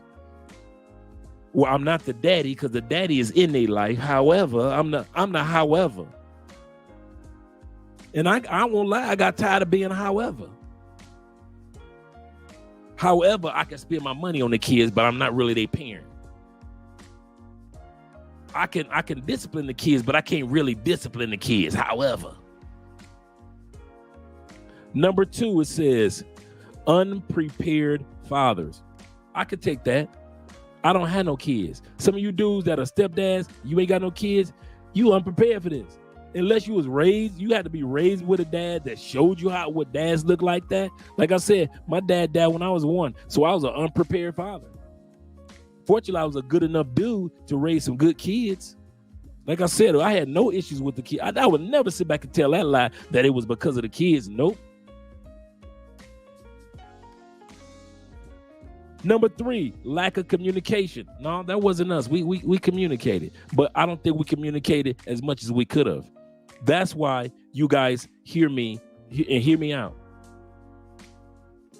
I'm gonna give you, because of the divorce, I'm gonna give you guys one of the number 1 secrets to the success of me and Andrea's marriage. And I mean this from the bottom of my heart. You can ride this shit till the wheels fall off. And all you married dudes, I suggest you do this, and I don't care how much she bitch about it. Get that goddamn television out your bedroom. I don't give a fuck if you like sports. I don't care if you like Sports Center. I don't care her favorite shows. I don't care about no damn Desperate Housewives. You yank that fucking television out that bedroom, as your bedroom, as fast as possible. I don't care if the kids got 3 televisions. Okay, kids, what? Y'all want another television? That's you and mama television. It ain't no more. I don't care if you mount that motherfucker. Your kids got a television on every wall, on 3 walls. Get that damn television. If you want true communication in your marriage, I'm telling you, this is proof, dude. That's why the old folks who had marriages could talk about shit, disagree, and argue about some shit, because there was nothing in the room disrupting their moment of communication, whether they agreed with each other or they didn't. The television was always in the main room. And it wasn't just because they could only afford one. My grandparents could have had several televisions, but they kept the main television in the main room. I'm telling y'all, one of the number 1 glues that keep Andre and I together is communication. And one of the number 1 things that we did, that I learned from my last marriage, to not do not have that motherfucking television in your room if you're trying to be married. All you married dudes, y'all think I'm bullshit. Man, if I was married in the States and I heard this advice, tomorrow morning I'd be yanking that mother. You know what? The first conversation that we have is her bitching at me for taking that goddamn television out. That'd be the first conversation that we will ever have as a couple, finally communicating with each other. Got to look each other eye to eye, not talking during the commercial and shit. Eye to eye and communicating. And she mad than a motherfucker. You ain't taking my TV. Oh, I'm sorry. I must have sounded like I was asking. I would yank this motherfucker out, including the paint, and toss this motherfucker out the window. I care more about this marriage than a television. But ain't nothing wrong with our marriage. Let's find out. For all you dudes that your marriage is so dandy and wonderful, find out. See if I'm talking shit. See if you dare touch that television, she ain't gonna try to rip your head off. Go ahead, find out, Mr. Know Everything. Since I'm just talking shit, right? This is just YouTube talking, right? Go ahead, test the waters. I'm telling you, one of the things but my marriage is good, it's fine. If it's all that fine, cool. Find out what it's like to just communicate. You will find out more shit about your woman when there's no form of entertainment, maybe a cell phone that's upside down, but there's no form of entertainment interrupting you each do some of the greatest conversations Andre and I have ever had. And I'll sit back and she'll be talking and I'll be thinking to myself like, God damn, I'm so glad we ain't got a television in the room, because this conversation would have never happened with a motherfucking television in the room. But you go ahead, since you plan on living in America anyway. But all you dudes that don't plan on living in America, do me a favor. If you get a girlfriend in another country, or if you plan on getting married in another country, don't have a television in that room. I don't care if you in an Airbnb, keep that motherfucker off. If you want to watch the television in the other area. But while you in that room, don't nobody watch that Airbnb television. Not the one in the bedroom. You will thank me for that one. And that's true game. And I'm talking off camera shit. When these cameras go off, I'm giving you some shit that's gonna keep your. I know what it's like to be in a fucked up marriage, and I know what it's like to be in a good marriage. So even if I don't put it in a marriage, I know what it's like to be in a stable situation with a person, whether you got a girlfriend or somebody that you cool with, and I know what it's like to be unstable. And I'm telling you, I'm giving you a tool for your toolbox. Get that fucking television out your room. Dude, if you single, you got your own shit. Get that fucking television out your room. Why, Dre? I ain't got no females over here. I'm on monk mode. Best thing that you could ever do is take your television and only use the one in the fucking living room or moving.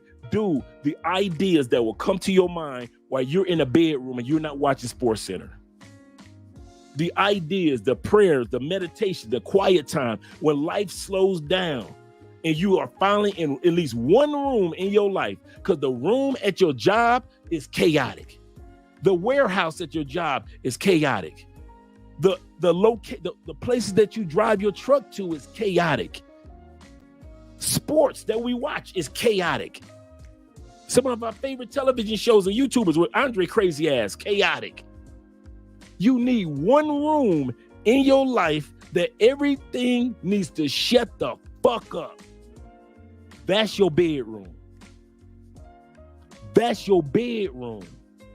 How I was able to put together the plan to come to Colombia and start traveling and doing shit. I had one room in my house that shut the fuck up to where I can hear what's going on the inside. Some of y'all ain't got name one room in your life that shuts the fuck up. You can't say it's at work because it's chaotic there. You can't say it's even in the bathroom because you on your cell phone there. You can't say at church, it's loud there. The temple, the mosque is loud there. The grocery store is loud there. The gas station is loud there. When you fucking some chick, she loud there. Come on. Restaurants. Places where you get your car repaired. Name one room you walk in and it's fucking quiet. It's not even a fucking library is quiet anymore. You need one place in your life that every day when you walk in there, ain't nobody saying shit. You ain't talking. Ain't nobody talking to you. You ain't watching nobody on a screen talking. You ain't on your cell phone listening to a bitch talk. One room in your life should be quiet than a motherfucker, and that's your bedroom. That's your bedroom. So for all you single dudes that's on monk mode, you got a television in your room, what the fuck for?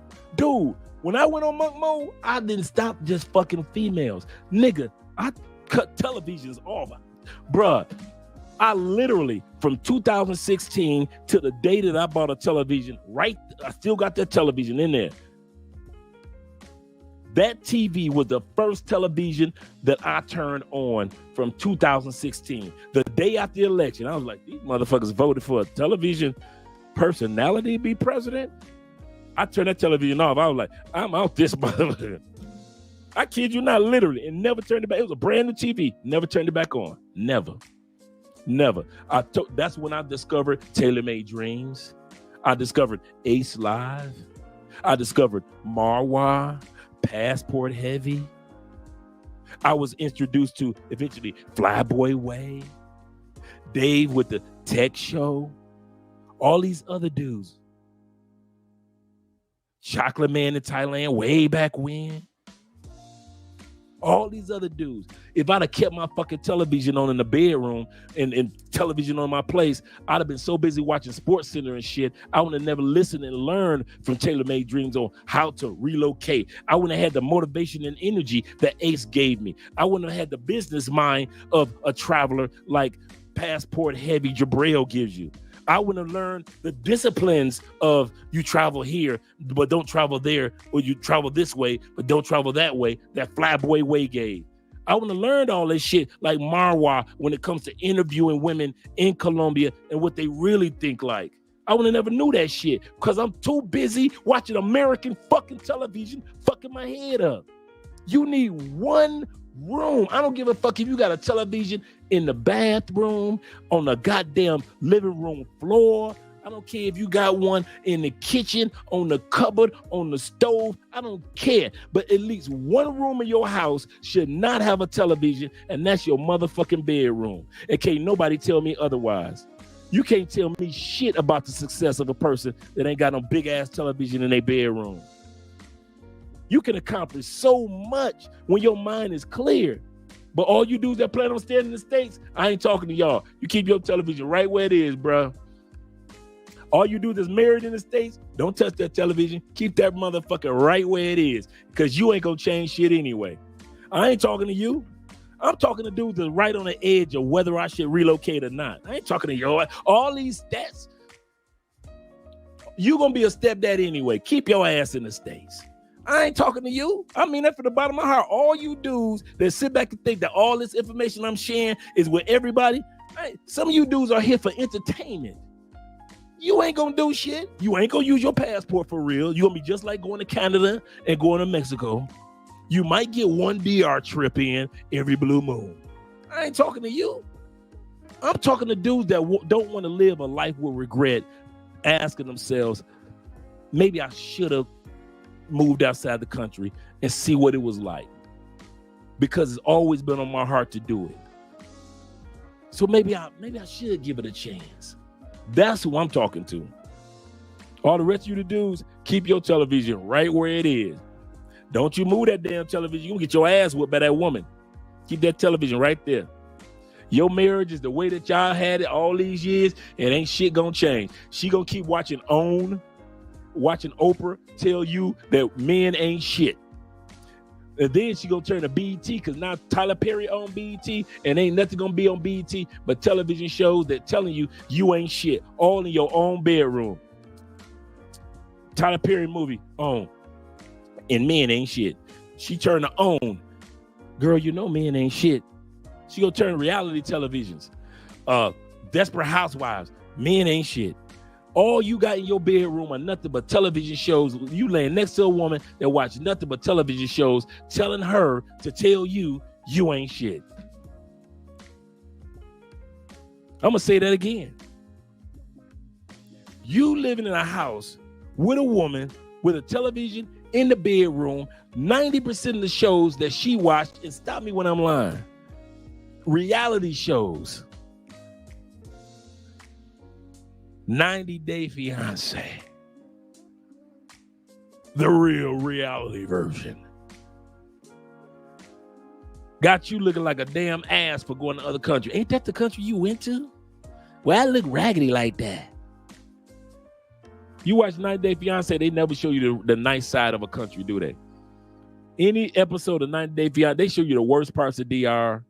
They show you the worst parts of Cambodia. Worst parts of Philippines. They'll never show you nice city structures. They make it seem like a motherfucker, everybody coming from a back of a hut. They'll never show you like a dude fall in love with somebody from Scandinavia. It's always fucked up. But as soon as they get back to the States, it don't matter if a motherfucker live in the hills of Kentucky. 90 Day Fiancé gonna make they shit look good. It don't matter if he living in a trailer park and he bringing her from Japan. They gonna make that trailer park look so good on 90 Day Fiancé. But her part of Japan, they gonna make it seem like every building is falling apart. But your girl watching that in your bedroom and looking at you like, ain't that the country you just got back from? Ugh, why you even go there? That's stupid. You could have got kidnapped. She watching Tyler Perry and watching girlfriend shows and watching The OWN and got you watching that shit. And literally television channels in your bedroom telling your woman to tell you you ain't shit. So you keep your television in your bedroom, bro. I ain't no hater, but I've been where you are. You better believe that. I've been where you are. And I know what it's like for 14 years to be with a good woman and have a television in the room. And that will fuck your marriage up in due time. Think I'm lying about that one. But they just said, once again, the researchers found the reason why stepdads are saying fuck this. Researchers found that undefined parenting roles, unprepared fathers, lack of communication, here we go, and underappreciation were the largest factors in the decision to divorce. Underappreciation. I wasn't a perfect dad. I was a good dad, but I wasn't a great dad. I was good. I was the guy that did all the homework. I was the one that was picking them up from school. I was the one that made sure school clothes was ironed and taken care of, making they was fly. Breakfast, they good. I got you. Somebody bullying them, I'm showing up. They need to be dropped off at skating, I'm dropping them off. I was the one that took them to college for the first day. Mom didn't do that shit. I'm the one that drives to Bethune-Cookman. I'm the one that's a college recruiter, so your kids can go to college here free. So the daughter going to school where I work, and the son is off at Bethune-Cookman. That was me. Even though I wasn't a perfect dad, I was a good dad. And I raised some good stepkids. I ain't gonna even lie to that. Now, I'm not saying that the mother didn't have nothing to do with it. That'd be idiotic. But she was so busy on business side. I'm the one in the late night hours making sure that they get the Pythagorean theorem down packed. That they know what the difference between a sentence and a run-on sentence is. That they understand what a conjunction is. Adverbs and adjectives aren't the same. That was me. So no matter what I did, no matter what gifts I gave, no matter what Father's Day gifts I got, I could never take the place of their dad. And he wasn't shit. The more I would contact and reach out to this dude, hey, bro, we could do this co-parenting thing together, man, like brothers, man. We could raise some good kids for the community. The more this nigga was in and out of jail on stupid shit, falling asleep at the street light, at the light, drunk. Nigga, you getting arrested because you fell asleep at a street light drunk? Now you in jail again for this. Now you in jail. Then when he finally get out, he lying to the kids. I'm not saying that all original fathers or biological fathers are like that, because a lot of biological fathers are some great, amazing dudes. Most are great, amazing dudes, according to statistics. Best fathers in the United States are black fathers. According to the stats.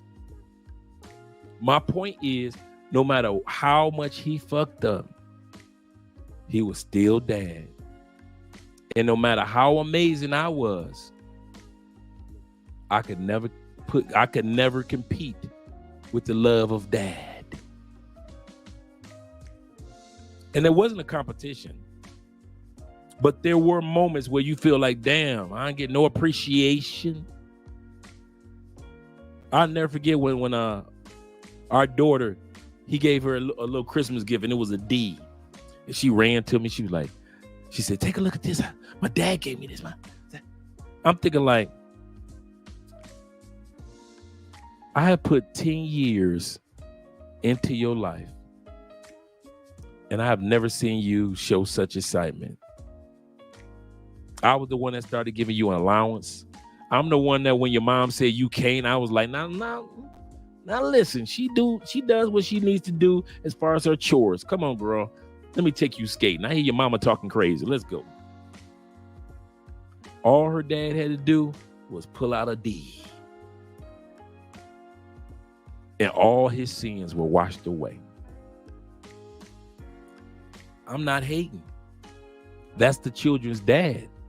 That's their biological father. That is their DNA. I wouldn't expect anything less. But as a stepdad, you start to realize, I want somebody to feel that way. I want to give somebody a D and they just melt. I want to know what it's like to be a father. I want to have, if a child gonna get on my last nerve, let it be my child to get on my last nerve. You start to realize all this investing you doing as a stepdad, that shit gonna come up to bite you in the ass. Let that child get married. Your ass is not, unless dad is somewhere in several states over and he just on some super fuckery and is never going out of jail, never going out and out of jail, or he is passed on or just giving up on the kids. Unless that's happened, then your ass might walk down the aisle. But if the daddy is still in their life after all your investing for 10, 20 years, guess who is not going to be walking them kids down the aisle? You're going to be seeing your happy ass in a chair right there. Yeah, you be in the front row, but walking down the aisle, that's biological dad's job. And I don't care if he ain't been around for 5, 6 years. That's biological dad's job. And like I said, I'm not hating, I'm not angry, not disappointed, none of that stuff. And I mean it. That's why I always say I raised some really good kids. I'm very proud of them. Great mom, great mom. But as a stepdad, you don't realize when you go in, there's going to always be an air of unappreciation. In other words, you're going to always feel like you're in the bakery, but you're not in the, you always feel like you're in the bakery, but you're not a baker. I didn't bake these kids. Mom and dad baked them, but I am a employee in the bakery. Yes, I'm in the bakery of this marriage and this family dynamic. But no matter what I have to say, I'm just a fucking employee. They might like my goods. The kids may love my services. But at the end of the day, you still just a fucking employee. You are not the baker of the baked goods in this fucking bakery. And there's something that's in you, even in with good kids, as a stepdad, if you ain't got no kids.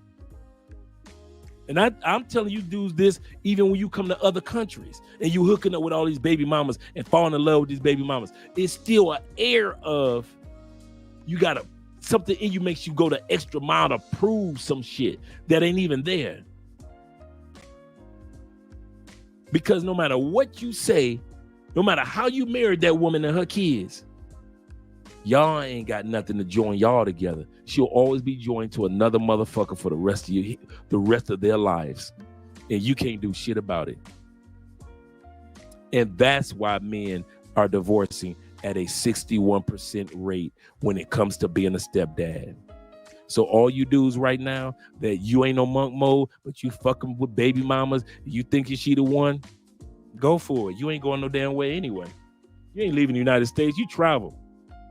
I'm not talking about you traveling dudes. Shout out to y'all, man. I love y'all, man. Do your thing. I was a traveler. I keep trying to let y'all know I am not talking to dudes that travel. I don't give a fuck if you travel 15 times a year or you've been to 30 countries. Good. I'm talking to dudes that's thinking about relocating within the next 5, 10, 15 years. After your kids get older, maybe your mom pass on, you take care of mom and your dad, or maybe you want to bring mom with you, whatever it may be. I'm talking to y'all dudes. All you dudes that ain't gonna go no damn where because you making so much money in the States or finances, or you got friends, your boys, or you got family responsibilities. or you got fears. In other words, worries and concerns. And that's why you stay in the States. Stay there. Most dudes ain't going no fucking way. I'm gonna hammer that in. Y'all, I'm gonna work on y'all ass nerves with that one. Now that one, y'all gonna be hearing that one for a long time. Most of y'all statistically ain't going no damn where. Nowhere. So at the end of the day, like I said, this is why women in the States feel comfortable with treating y'all the way that they do now, whether it be the big girl, whether it be the selfish female that says, I need a six-figure man, the female that says, I want a schemer, whether it be baby mamas that want you, that says, y'all ain't going no damn well, so you might as well be a stepdaddy, that shame y'all into being step parents, or tell y'all, like the one young lady said on the Instagram video, she actually said that, well, what was she? Let me make sure I get it right. She said that, well, I've had in the last 2 years, at least 3 guys asked me to marry them. And I've had, of those 3, 2 of them asked me to give them a child.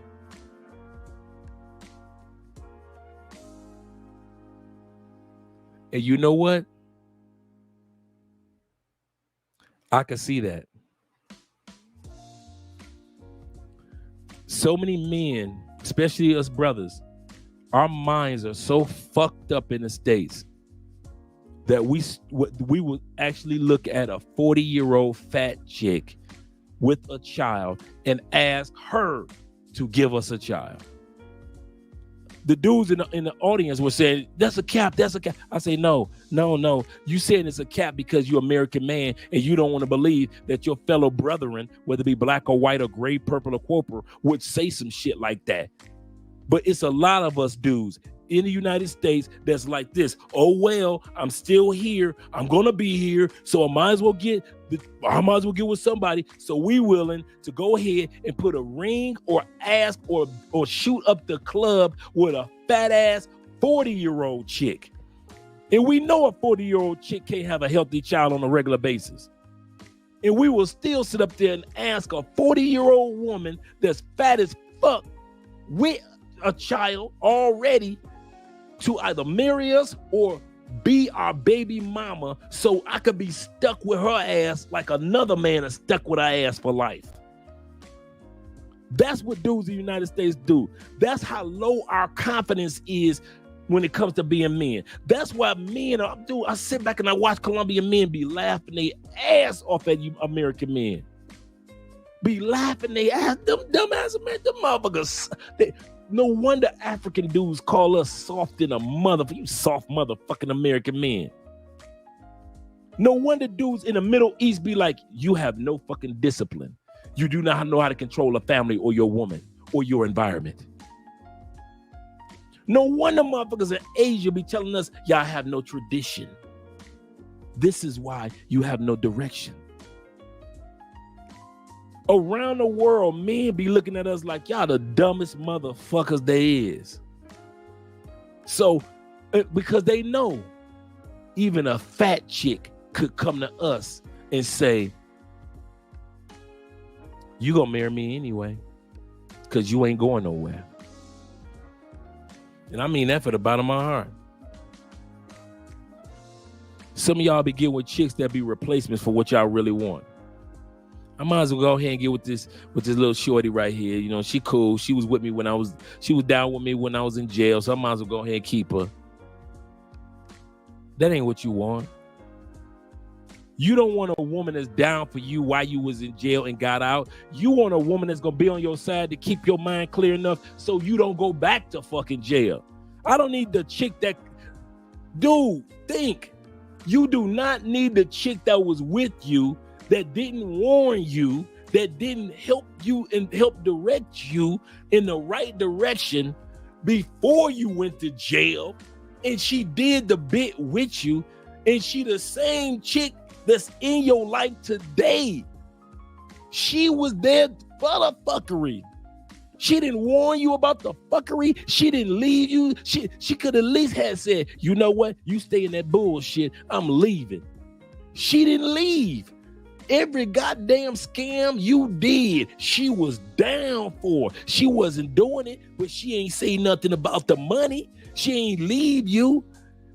I don't need nobody that when I come home is the same bitch that was with me that caused me to go. I need a woman that's going to tell me, bruh, Dre, I like you. Sell one more drug. And I found out about it. Me and these kids gone. I need that chick. I need the ain't gonna put up with my shit chick. I need a chick that's gonna be like, hey, Dre, you putting on a few pounds, man. You need to get your ass in that gym. I need that chick. I need a chick that's gonna be like, Dre, come on now. Come on, we're trying to get these 3 properties. Come on, what you doing? We got to get these 3 properties. Now, come on, let's go. We halfway there. Let's get it. I need that chick. Y'all be talking about something. Well, she did the bit with me. That's the bitch that caused the bit.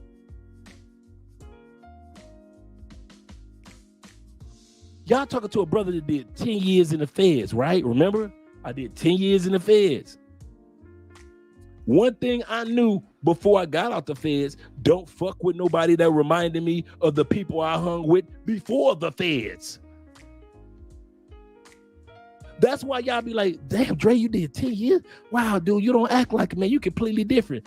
Why? Because I don't fuck with people that was around before I went to the feds.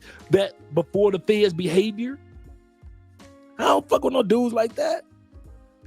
I can't tell you what a cake going for, what a key going for. I can't tell you what an O going for. I don't care. I don't know what if they flying it in, floating it in, bringing it in on submarines. I don't know if they bringing it in on kites, seagulls, seabirds, on the back of whales, on dolphins and porpoises. I don't know how they get it in the country in the States no more.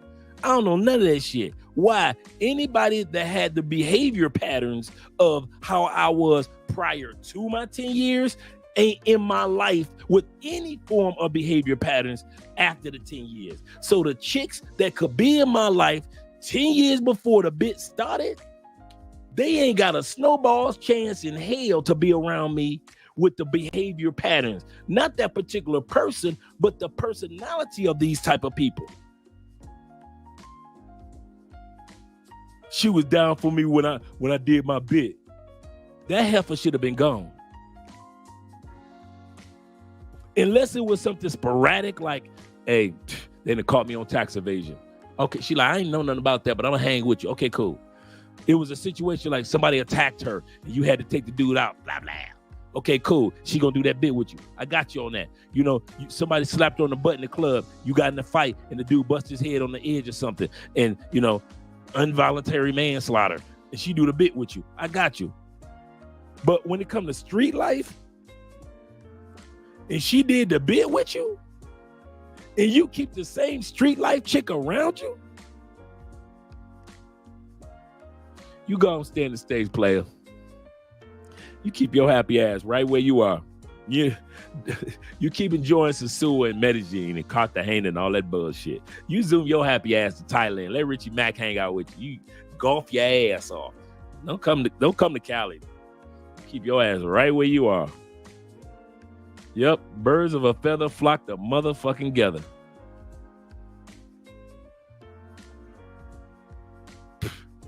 Boy, if y'all think that the women in the States, not all, but many women give a fuck about y'all, y'all need to watch.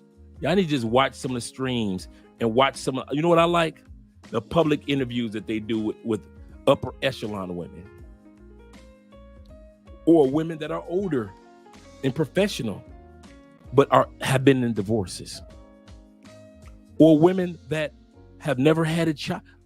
Look at how they talk about y'all. Oh, they don't talk about me like that because I don't live in that raggedy motherfucker no more. So when I say United States raggedy, I mean by its laws, not because of its infrastructure. I'll say this again. When I say United States is raggedy, I'm not talking about the people. United States people are wonderful. I'm not talking about the families. We love our families. I'm not talking about the infrastructure, the roads and the streets. We have great roads and streets and buildings and hospitals. I'm talking about the laws are raggedy than a motherfucker. That's what I'm talking about. I'm not talking about East Side Detroit, East Side St. Louis. I ain't talking about that raggedy. I'm talking about the laws. I'm talking about D.C., where all them white buildings are. That's the raggedy motherfucker. Bruh. Let me hit these super chats, and then I'm going to hit the comment section. Once again, Black Nubians in the building. Them Canadian boys. Shout out to boy, them Canadian boys. Y'all. He said Canada ranks 38. That bust you upside the head, didn't it? I know y'all was like, let me look this shit up. Yeah. World Health Organization told United States, you number 37. Your medical ain't shit. Ain't been shit in 10 years. United States been number 37 for damn near 10 years. 10 years. Your medical ain't shit. You think because your robes are whiter than the robes in another country that your shit is the shit.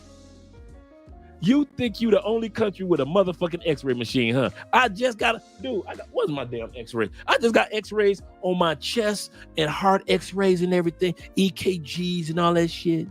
And they just last week, and they was like, you healthier than the motherfucker. I didn't have to fly back to the United States for somebody to tell me I'm healthier than the motherfucker. The same machines that's in your precious little United States that make you pay out the ass to use an x-ray machine. That's why a lot of you dudes ain't never been x-rayed for your heart and your chest and your lungs and shit, and cancer creep up on you and shit because you can't afford to go get your shit just checked out just in general. Down here, I'm paying 84 cents. I know what every damn dude. I know so much. I got so many goddamn x-rays on Andre Spence. I could put that shit on a window and it'd be looking like a church window with all the designs on it. Dude, I'm telling y'all gonna keep on paying for that expensive bullshit when the same machines are in other countries and they work the same damn way. Stand right here. All right, put your arms up like this. Okay, turn sideways. Put your arms across. Same damn shit. A goddamn pair of glasses is a pair of glasses around the world. And you paying out the ass in the United States for a pair of fucking glasses. To where in another country, the motherfuckers be like $25. Thank you. For the same damn prescriptions.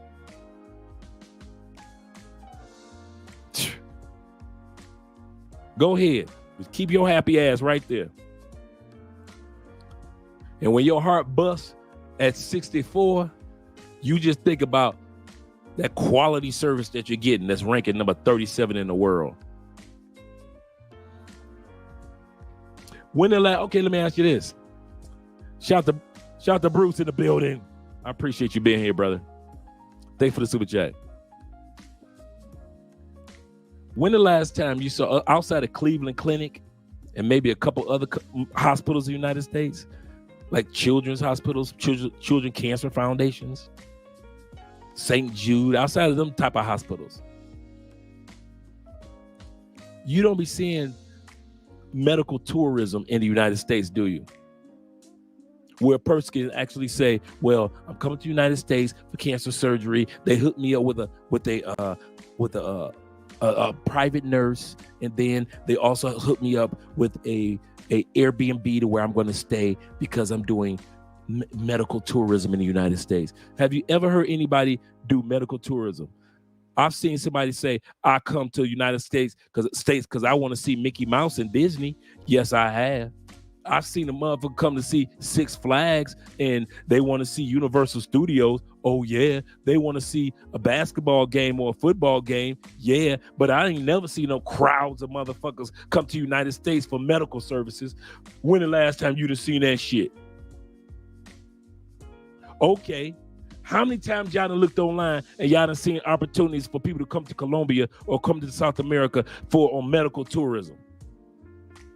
To get everything checked out, to get all your cancer taken care of. It's always medical tourism down here in Colombia. Always. People come down here because they like, wait a minute, y'all got doctors from Cuba? Yep. You do know the best doctors in the world are from Cuba? Yep. Y'all got Cuban doctors? Yep. It's always medical tourism down here. Always. No matter what city you go to, somebody's doing some medical tourism. And I'm not talking about medical tourism like she getting a BBL. We know about that tourism, or about getting your dental work done. We know about that tourism. I'm talking about some major shit. Like they're like, I'm about to die for some shit. And I need to go to Colombia, and they hooking me up with a bed, an Airbnb, a private nurse. That's a part of included with the flight. I've got to know my doctor. Everything at a fraction of the price. You ain't never seen no medical tourism to the United States. Why? Number 37. You're number 37. Who's gonna fly to see you ain't in the top 10. You ain't even in the top 20. Colombia fell down. It used to be number 21. Now it's number 22. How the fuck the country that you call third world number 22 in the world for medical, and your shit is number 37, and you got hospitals built like motherfucking mausoleums and goddamn fucking movie studio sets? That's how your hospitals look in the United States, fancy than a motherfucker, and you still killing people like Prince and Michael Jackson. Get the fuck out of here. Quiet Storm in the building. Like that name. He says, this is a priceless game. He said, peace will give a man the mental clarity and, you can tell I ain't got my glasses on, mental clarity and renewed focus. True. Shout out to you for the super chat. That is so true, brothers. That Andrea, it's kind of funny that you would say that. Andrea said something profound today. We're having today was like I said, Colombians don't date. We just kind of hang out, but as married couple, we just say the term date night. So we had a date night instead of just hanging out with the guys for the Afro Colombian Festival. Let me see if these videos uploaded yet. Instead of hanging out with the guys for the Afro Colombian Festival, they did. All right, so I'm gonna be able to show you guys some of the festival videos in a second. But instead of hanging out with the guys for the festival, I ended up hanging out with my wife. And Andrea said this. She said, love is good. Peace is better. We were eating dinner and she said, I appreciate you, not because you love me, but because you give me peace and you allow me to give you peace. I have never heard a woman in the States put it like that. In the United States, it's always about love. Love, who you love. We're going to be love with each other. We're going to be love for life. We're going to love.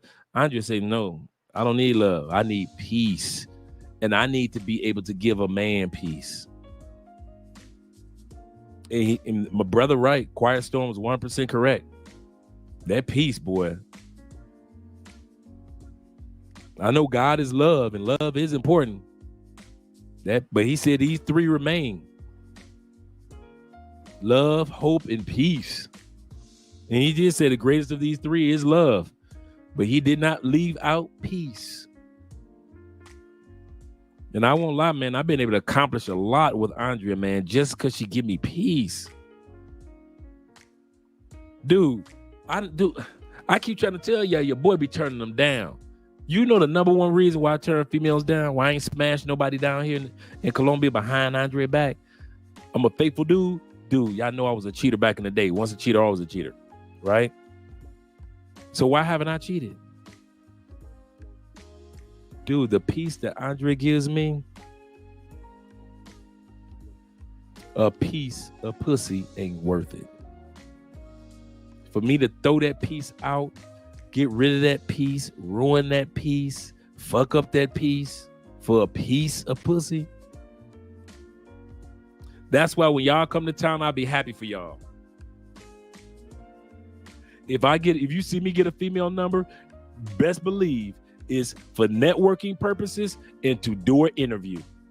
I got a couple of women that I'm going to be doing some interview with over the next couple of days. There's a lady that opened up an Airbnb right around the corner, really nice Airbnb that her brother stays in. She's from California. And I was like, oh, we got an interview. She said, anytime. But Andre gives me so much peace, bruh. Man, fuck these hoes out here. No offense to you ladies, but that's all right. Thank you for the offer, and they do offer. That's all right. My man EK says, he said, you been cooking tonight. He said, see, boy, you say saludar. Oh, see, like I said, I don't have my glasses on right now. But thank you very much, brother, for 13. Boy, I appreciate that. 1337 in the building. Black Nubia's in the building with the $5 super chat or super sticker for the love of the game. I appreciate that. Let's get ready to watch some of these videos, dude. Let me turn this music down on us. Now that they finally uploaded the, and I was going to come to the comment section, but hey, since they've already uploaded the Petronio Alvarez video for us, I'm going to turn this down, this music down, because I really want us to enjoy this video.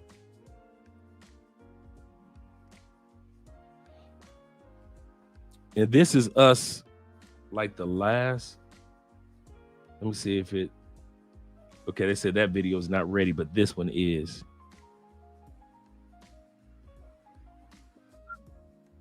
Give me a second.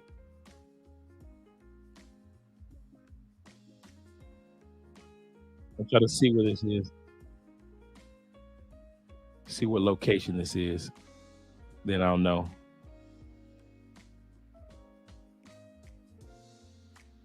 Okay, there's one more that I want you guys to see. Let me go back for a second.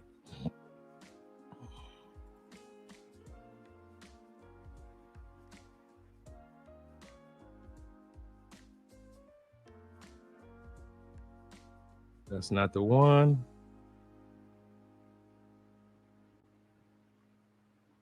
Okay, here's the one when we first walked in. So I'm going to pull all these up so you guys can see them.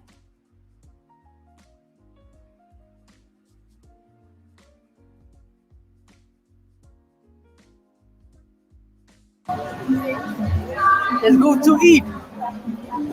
Oh yeah, guys, we're on our way to eat right now. Hungry. Let you guys see what's going on in here. Remember that we still got a microphone. Like a lot of people do have the microphones. Okay, that's the entrance right there. Let you guys see right here.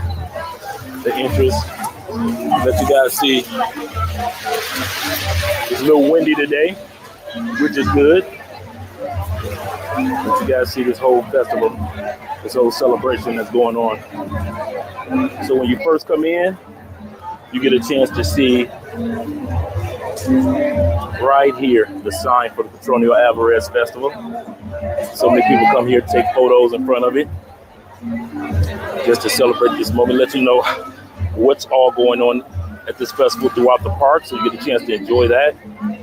The whole map. And then if we look this way, you get a chance to see people taking photos in front of the sign.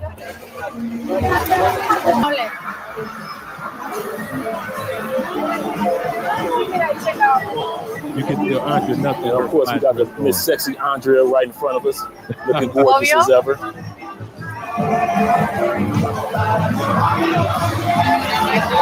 Over here, they got a lot of the plants that they grow in Colombia. You see on this side.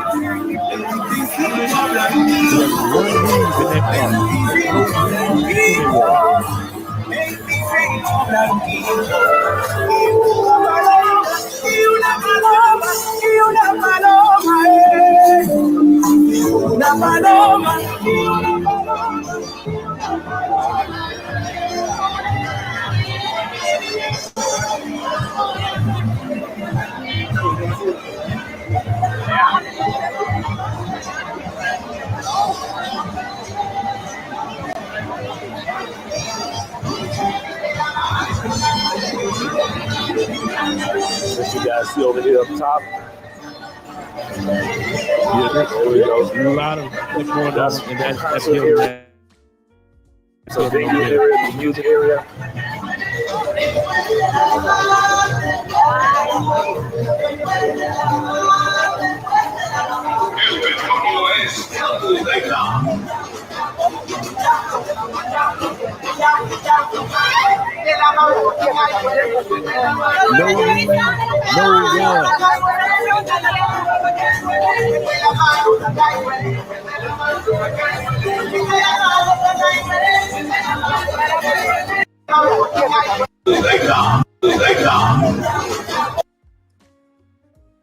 No weave, nowhere. Not one stick of weave on them heads. That's all them sisters' hair. Whether the texture is going down their back, whether it's a long curly afro, whether it be a traditional afro. Them sisters love representing their hair. But y'all keep on staying in the States with the weaves, man. Go ahead, them bonnet chicks. They're waiting for you. You gonna stay in the States with that.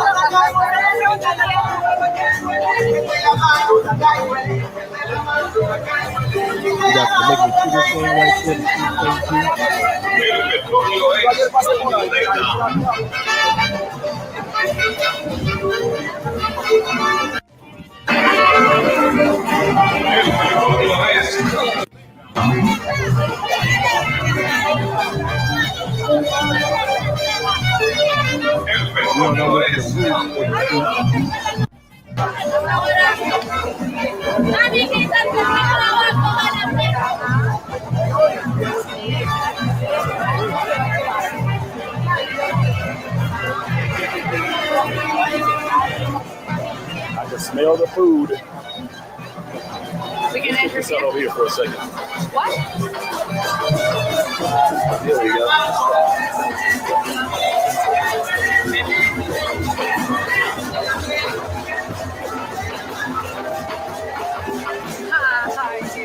Oh, yeah.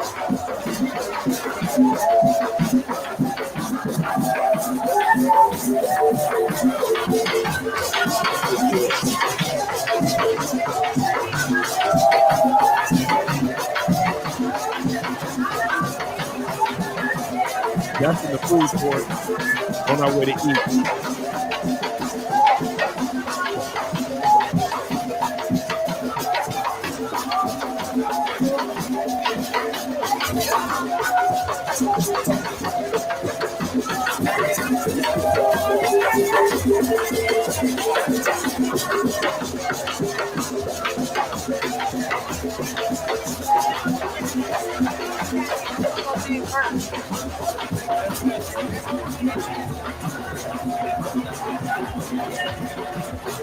Let's go to this way.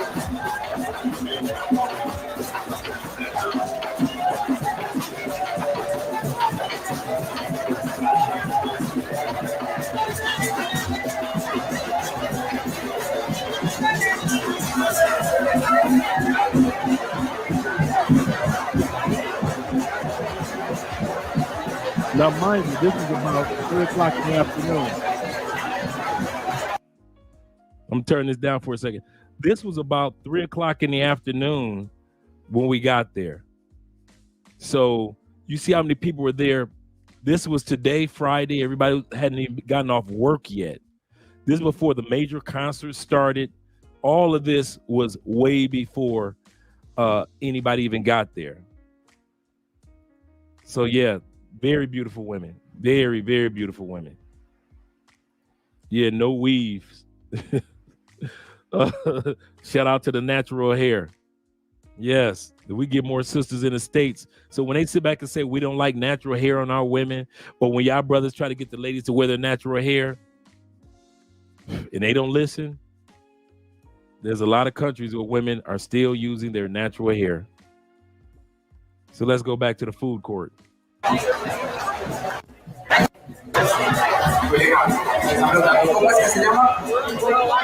nice. What do you want? You grab a table. Fish. But fried fish? Any fish. Okay, so get a table. I'm gonna order. Okay. Okay. You want to sit right here? There is another one over there. Or whatever you want.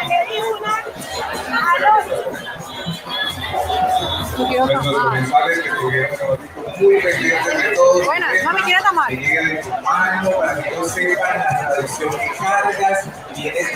Yo quiero un tamal chocuano. ¿Cómo me dice? Sí, dame un tamal You got chocuano. people from around the world that was Chocuano. there too.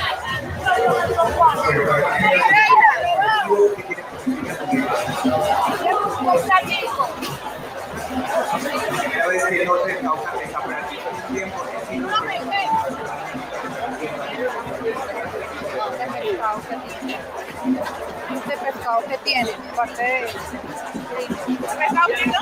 No. ¿Sudado pronto? ¿El pescado sudado? Sí. Sí, señora. Dame un pescado sudado, por favor. Yo pido un tamal chocuano y un sudado.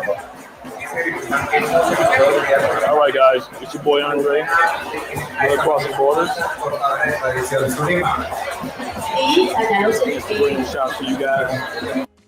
I'm gonna stop right there and see if I can find the next one.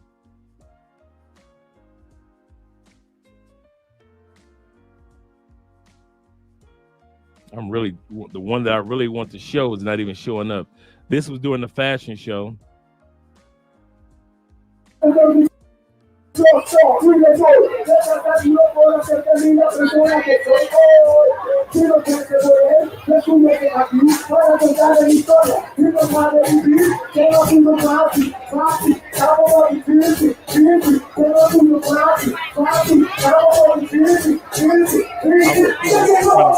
Practice using my gimmick.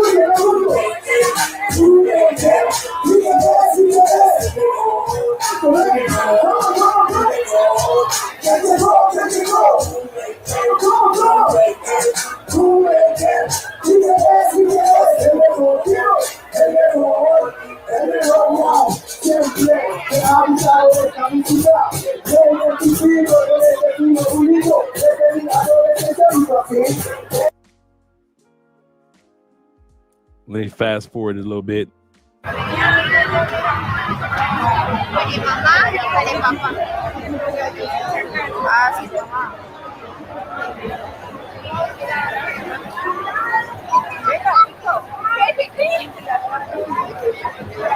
All right, sexy dude. Alright. We can get 7. We can get some ice cream, go to the concert for a little bit, and then go home because I want to sleep good for my thing tomorrow. Here, you see any shirt? Do you have any guy shirts? They didn't have a big size. It's all right. I was looking for a shirt, a Petronio t-shirt. I saw somebody yesterday with just a shirt that had Petronio on it. Yeah, so too.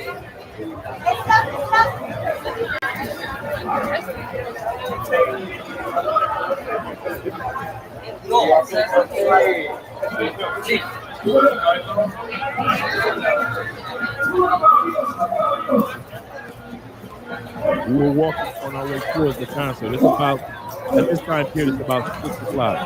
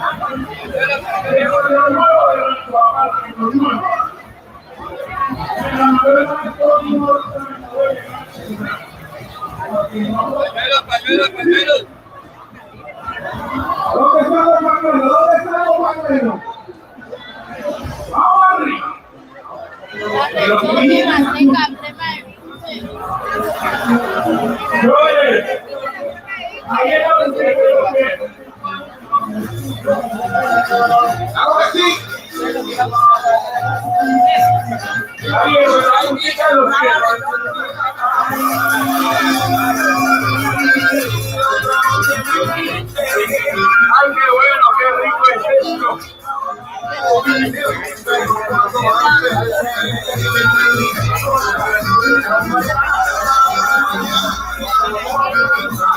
Yo quiero ver cómo está y alegre la gente del Petronio.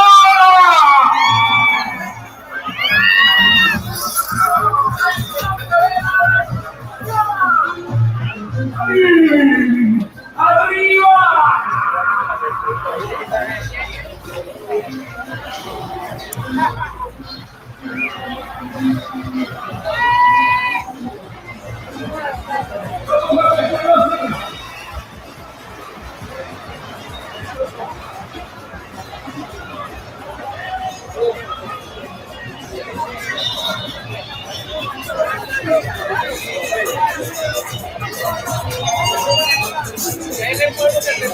I think we're headed towards the concert too.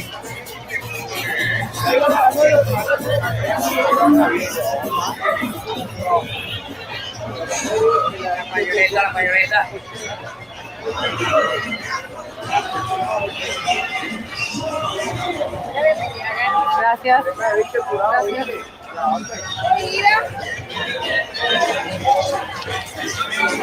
Look at that. Hold up.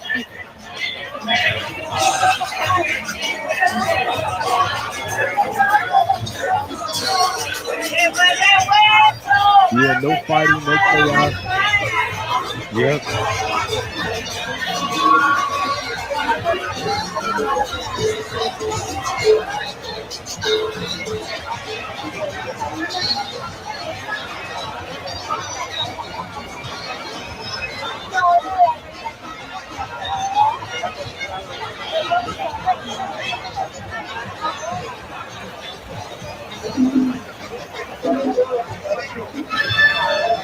Yeah, we're almost to the concert. So like I said, the concert is free. There's over 20,000 people per night that go to the concert. So we were there early.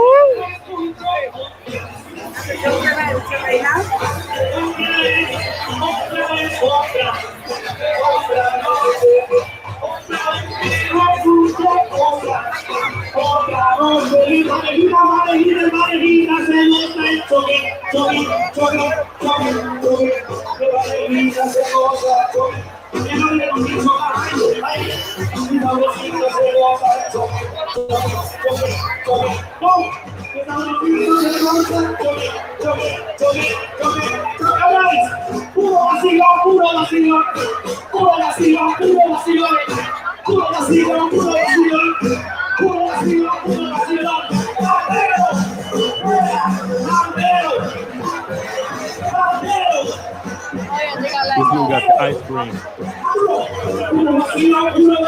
They got ice cream in flavors you ain't never seen this place, man. It's crazy. All of it, right off the all the recipes, all the things that we eat.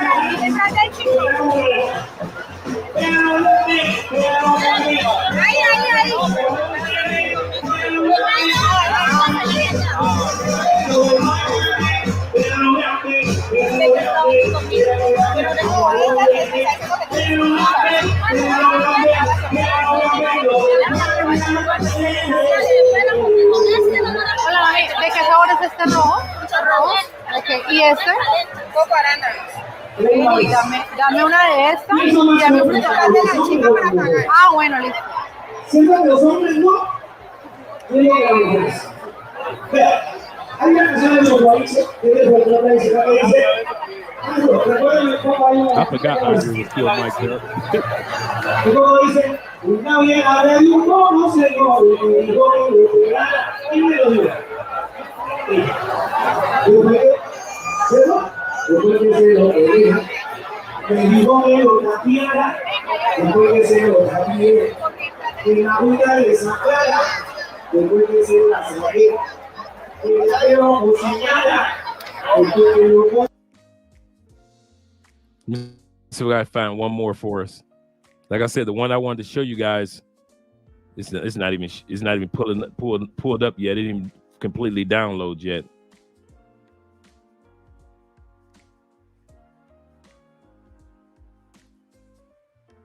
Let me give it one more try. Nope.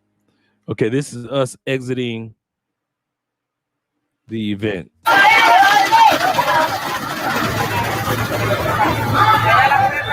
So this is right around 8 o'clock. All right, guys, we are heading home. We are heading out. We are completely tired. We had a great time. Glad that you guys had a great time with us. So enjoy this footage. If you didn't get a chance to see it on the live stream tonight or at night, don't worry, you get a chance to see it again, over and over again. So guys, definitely. Once again, my name is Andre. My name is Sandra. And we are Love Crossing Borders. All right, guys, we're going to walk you guys out of here. Let you guys see what's going on in the evening. You see how packed it is. People still going in. We've already left.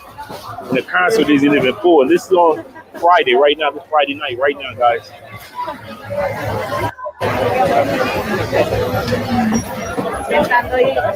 All those people just coming in.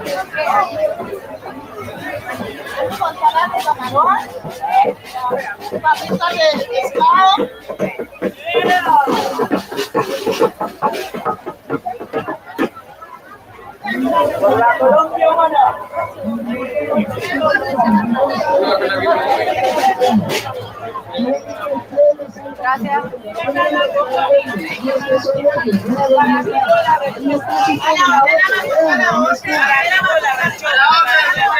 Adelante en el concepto histórico, la unión del mundo entero. Ahí están sus candidatos.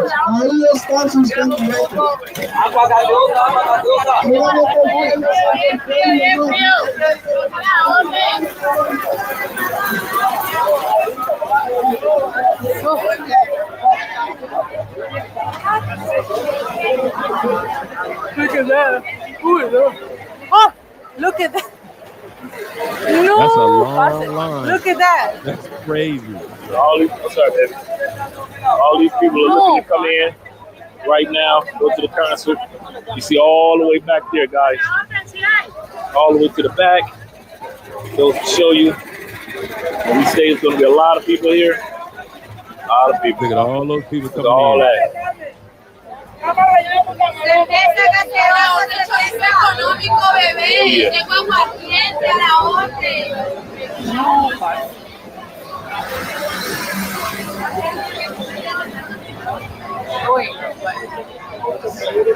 Qué cosa tan berraca. Oiga, 81, ya rico, sabroso, delicioso 81, rica con bastante sal, comiendo,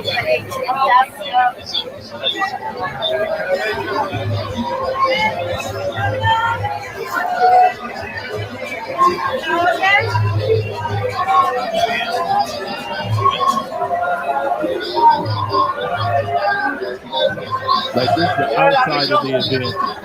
Everybody has their little booth and set up on the outside.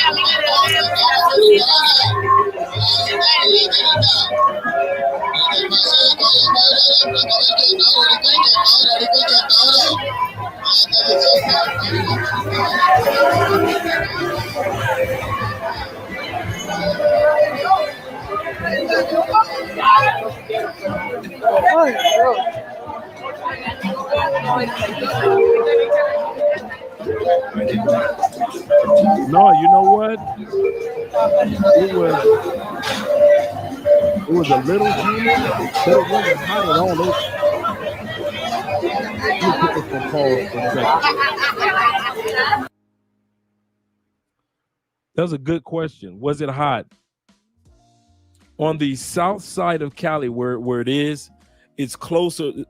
Cali is only 2 hours from the Pacific Ocean. So that breeze that comes in off the ocean hits the south side. So it's very breezy, very, very cool. But yet it was still, it's still Cali. So it was still a little sticky, a little humid, in other words. But it was very comfortable weather out there all day long. It was really comfortable, more comfortable than we imagined. Now, where we live out north, we don't get as much of the breeze as they do out south because, of course, they're closer to the Pacific. But it was really, really good as far as being cool and decent weather.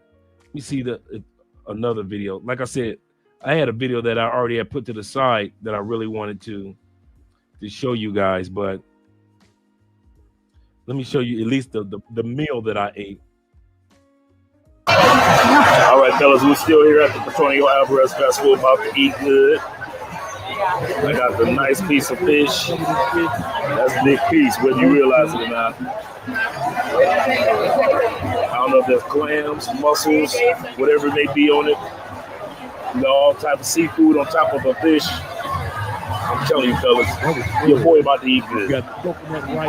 Once again, we out here at the Petronio Alvarez Festival, celebrating. If you guys can make it, because you guys already know where we go. All right.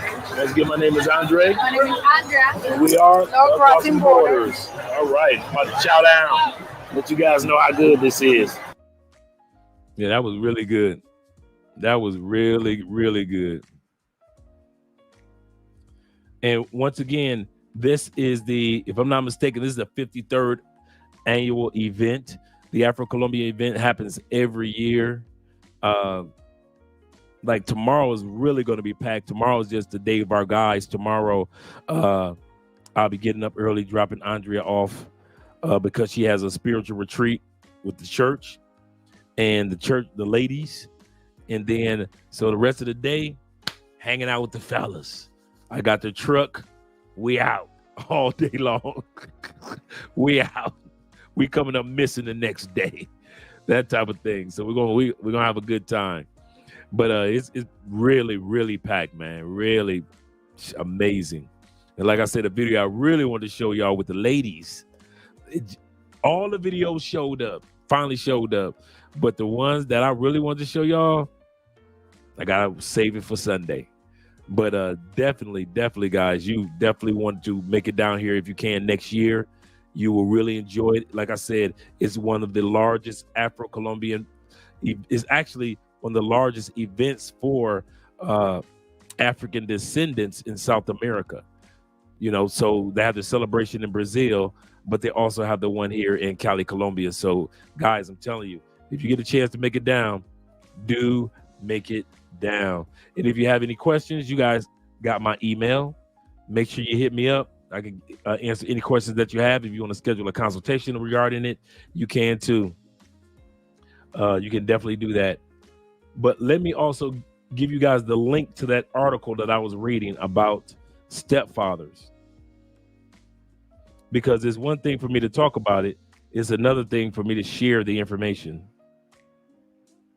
So this is that article. You guys can read the whole article if you want to in regards to stepfathering. And as I mentioned before, there's the article. And as I mentioned before, if you're on the fence about life in other countries, brother, give yourself a chance to enjoy life in other countries because there's so much waiting for you, so much that you just don't realize that's out there. And if you don't take advantage of it, let's put it like this. You wish you had. You wish you had.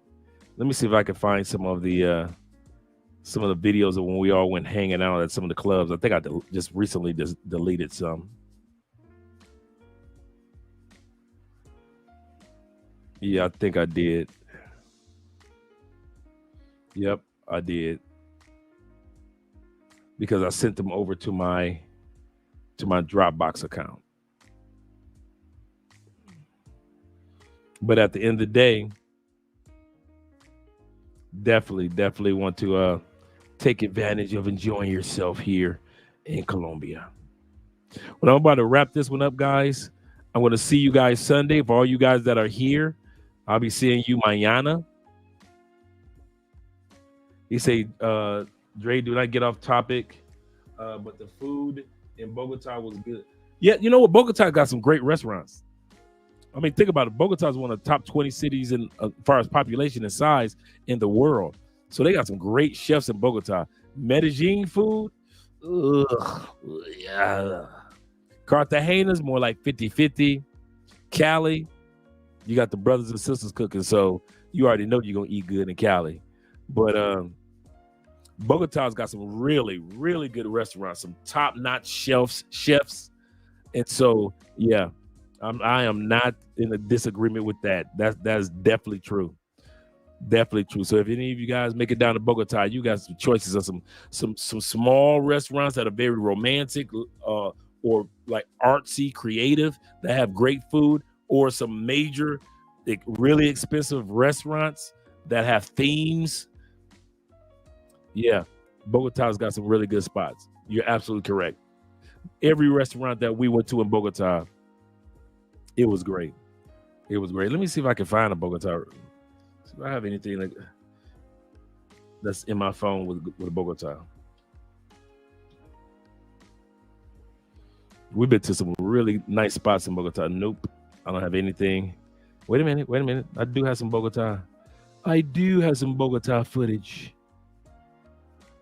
I do. When we did a walkthrough through Bogota. Let me see if I could find a restaurant. I got photos of us going through the Bogota Gold Museum.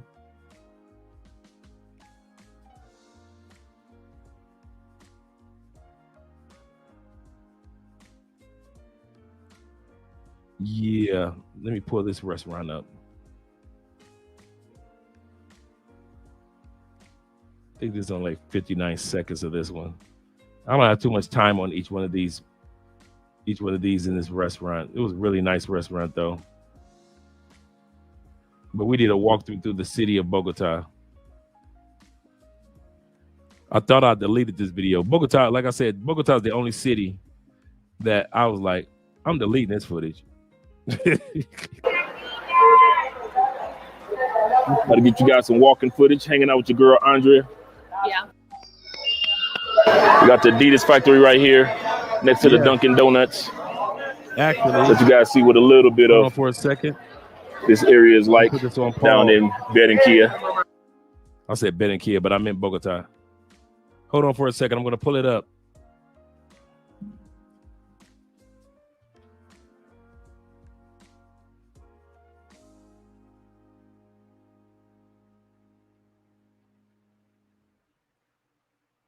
All right, guys, we do have our own website. I'm still kind of working. I got it like 99% done. We do have our own Love Crossing Borders, Mostly Money TV, Andres Wallace TV, Travel Unravel. So all our YouTube channels are on our website. I'm going to give you guys the link. But on our website, we have our homepage with a few articles. Welcome to Love Crossing Borders. If you want to join the Patreon, you can. This is the link that'll lead you directly to all of our YouTube channels. Here are some articles. Some videos that we've done. I got to update some more. These are some articles that I wrote it, like 8 things that you must have, accessories for traveling, men's fragrances, 10 reasons why Americans should improve our tourism etiquette. And I'm writing some more articles in there. But when it comes to dining, got some of the best restaurants in Cartagena. Just click on it and you go to the best restaurants in Cartagena. Some of the best restaurants in Laureles area in Medellin, as well as some great vegan restaurants in Cali. Oh man, you're talking about some brothers and sisters make some great vegan meals. Celebrations or events in Colombia. I created this list. In Armenia is a coffee festival in October. In Bogota, they got the Rock Festival in July, Independence Day in July, Anniversary Foundation of Bogota, and one of the great events that you guys should not miss if you're a jazz man, the Bogota Jazz Festival in September in the park, outside. And I'm talking about thousands upon thousands of people every year enjoying some amazing music in the park, just chilling, absolutely free. Also, they have a Mopox Jazz Festival that's held in September and October. And then we're talking about different locations for other festivals that are taking place. Cali Colombia's festivals, we have one in June. Also, the Salsa Festival that's in December here in Cali. Cartagena Festival, Cartagena has one in June. Cartagena Independence Day Festival, which is in November. And also Cartagena's Jazz Festival in December. So you dudes that's going to be in Cartagena in December, there is a jazz festival. You want to look that information up. And then Manizales, they have a festival that takes place. Medellin's Tango Festival in June. Also, Medellin has a hip hop festival as well. The Film Festival. Also, 3-day festivals that take place throughout the country. So here are some links to different events, the top 10 events in Colombia. So you can click on there and I'll give you more festivals and events that take place here. 21 must-have places that you need to take your in Colombia. Dude, there's some spots in Colombia that you dudes know nothing about. And when I say nothing, and I mean nothing, know nothing about. And I mean, there are places, man, where you can go and walk over a waterfall. And what I mean by walk over a waterfall, I literally mean that they have a glass walkover that you can literally look down and there's a gigantic waterfall under your feet. They have that. They've got the Taj Mahal in Colombia. I'm going to say this again. They've got this is one of the few countries in the world that has literally inside and out the Taj Mahal replica is here in Colombia. You guys are still going to fucking Cartagena and Medellin? Man, fuck Medellin and Cartagena. And partly if you're still going to Cali. That's why you don't see Colombians busting their ass to get to Medellin on vacation. They got 20 different vacation days a year. You think they're going to Medellin like your ass? Nope. What about Cartagena? Nope. Are they running here to Cali? Nope. Bogota? Nope. Bucaramanga? Nope. There are so many things to do and see here in Colombia. I think for Sunday, I think that's going to be one of the topics we're going to talk about. All the things that you don't know, the places that you have not seen here in Colombia. Man, there are some amazing spots. If you got a chick that you're dealing with in Colombia, if you're trying to fly her somewhere, these are the spots I got for you. These are the spots I got for you, dude. Like I said, the Taj Mahal. Yes, that Taj Mahal. You ain't got to take your ass all the way to the other side of the world to see it. It's right here, the exact replica. But people don't know about it because people don't. Y'all want to go to where the paper play is. So right here we have, different things that you can do in Colombia. So like I said, I'm gonna put the link to our video, to our website in the comment section. Okay, here we go. Nightlife, nightclubs. Top 10 spots to party in Colombia. In Cali. Best clubs in Medellin. And of course, best clubs and bars in Cartagena. Just click the link below and it'll take you directly to the best spots. Gotta love the Cartagena women. And I think lastly, we have just some stuff to shop. I don't think I finished that part off yet. Oh, our website with our t-shirts. We're updating our t-shirts. You see it says 2020, so I haven't updated any of this yet. So this is what I'm doing next, updating our t-shirts, and I got some new shirts coming out. That's what that is.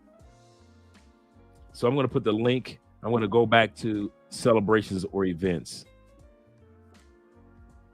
And then I put the link in here, and you guys can enjoy the website.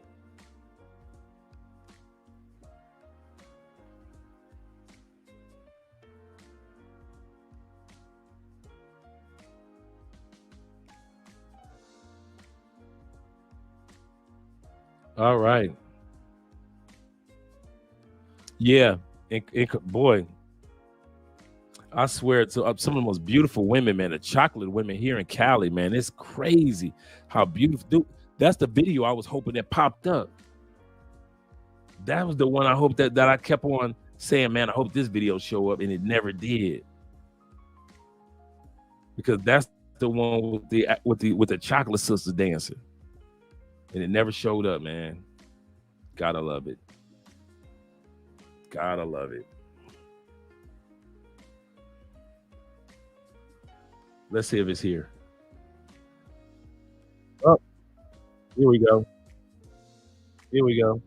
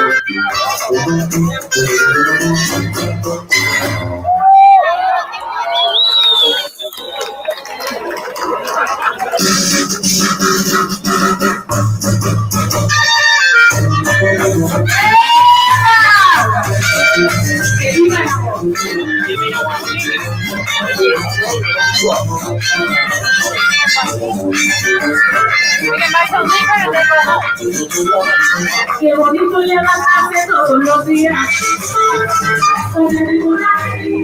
At this time,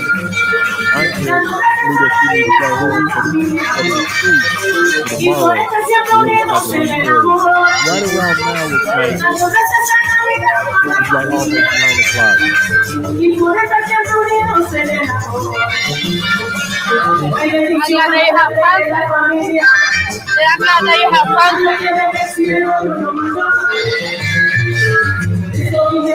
I know with the boys.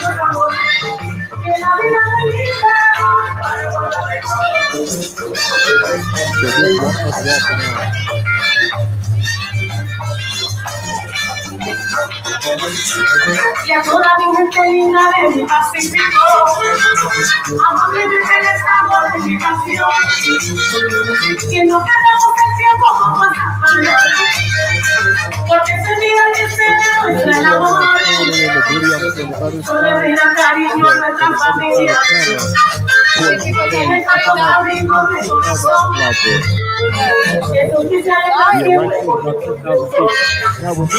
Y ahora profundamente cuando el amor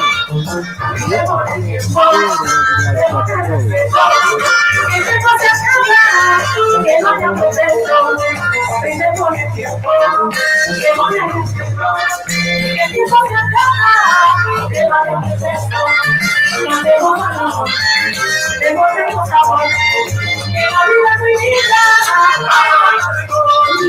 no te voy a dar.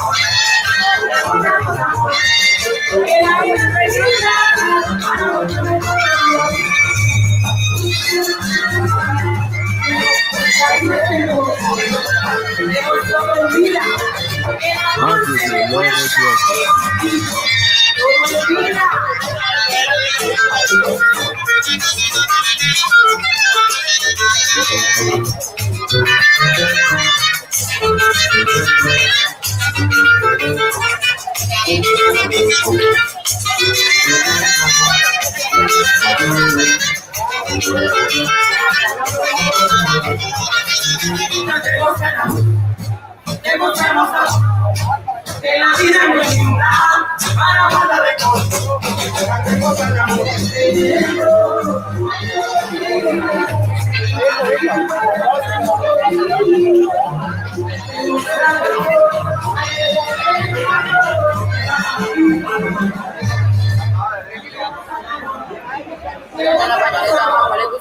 Que la vida es muy linda.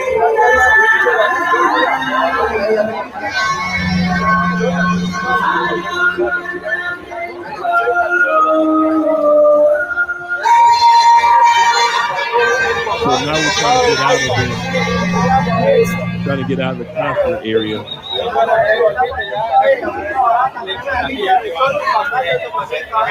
There's a lot more control this year. I like that.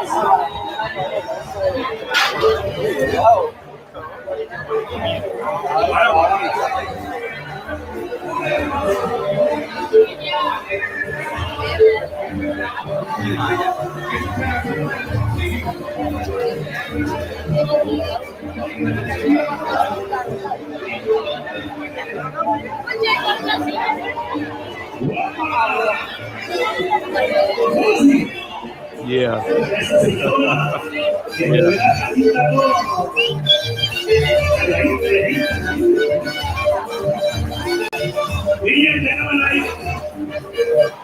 Muy bien, señora, por favor. Sí, señora, no importa, yo tengo aquí. Voz a 1, voz a 2.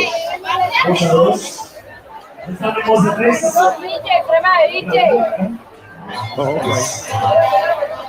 Tres damas que han llegado a la final. Una viene de Checoslovaquia, de Chocopa adentro.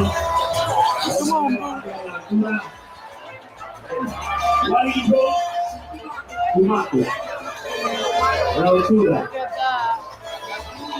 Buenaventura, muy bien. Is that better?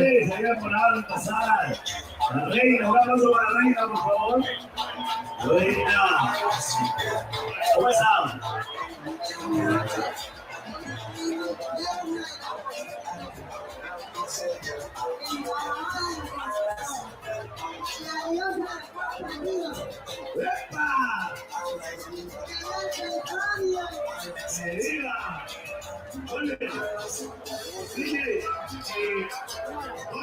Let me know if that better.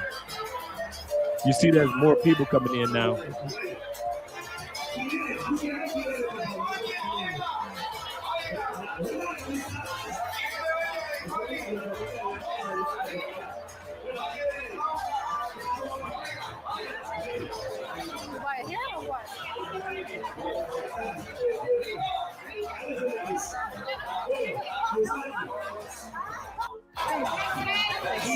Hola, buenas. Me regaló una pruebita de tu manteca.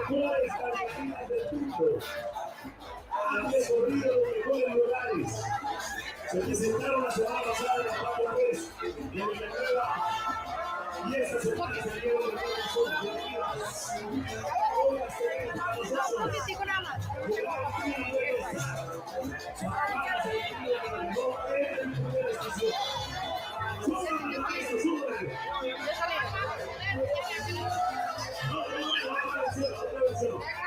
Mayor, una toma seca, una caneca.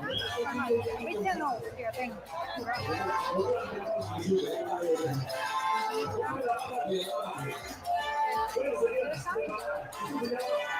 Mira, me prueba un poquito de arrecho.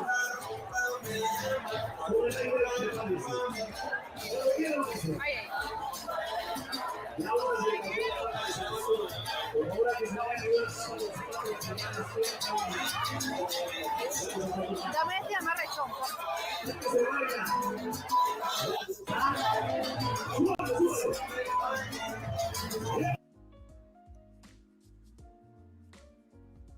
Now that right there is the Afro Colombian liquor. Do I still have? Wait a minute. Let me see if I have it here. Or, no, Andre put it in the refrigerator.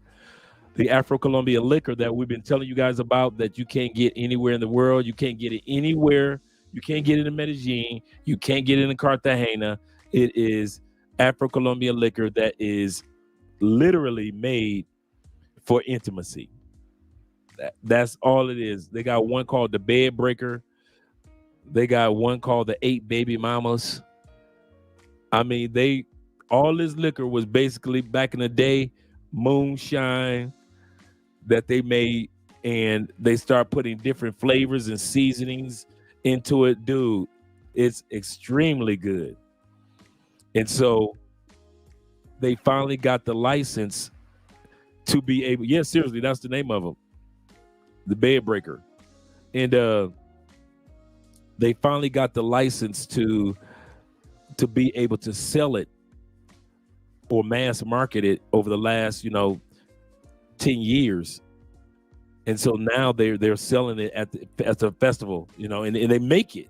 They literally make it in the Pacific Coast. So a lot of guys are purchasing some to take back home because they know, it's amazing to be able to not only come to Colombia to get some liquor, that's cool, but to get some liquor made by Afro Colombians, that's a totally completely different take on the liquor. So, some of you guys have seen me drink ours, but then we got another one in there. It's so strong and potent, I haven't even touched it. So let's get back to the video.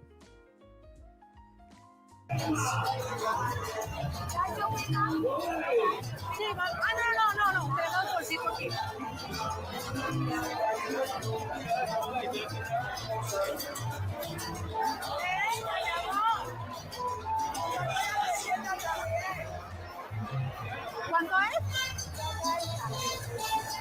Get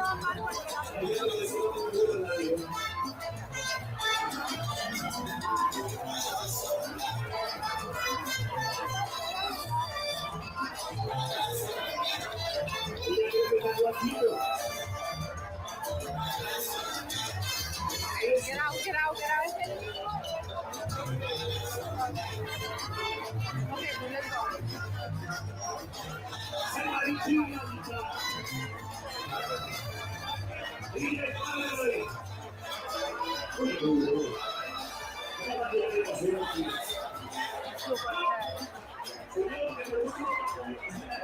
I told you. This was super fast. And notice this. This is when this was like 8 o'clock. Remember, we watched the other video with all those hundreds and hundreds and hundreds of people as we were walking out, getting ready to come in for the first time. So you see all those people, 10,000 people already at the concert part. And then you got all the people in the food court full, all the people that's buying liquor, all the people all the ladies getting their hair done and everything.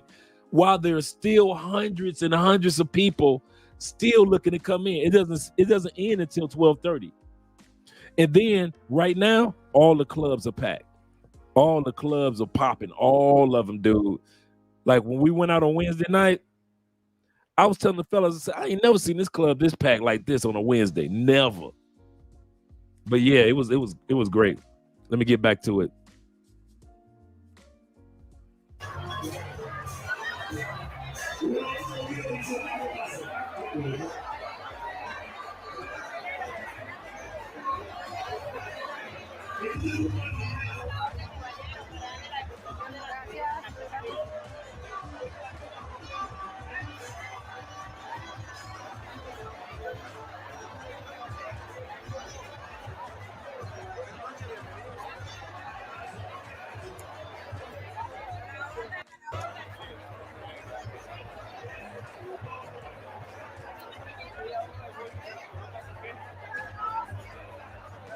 Holy shit.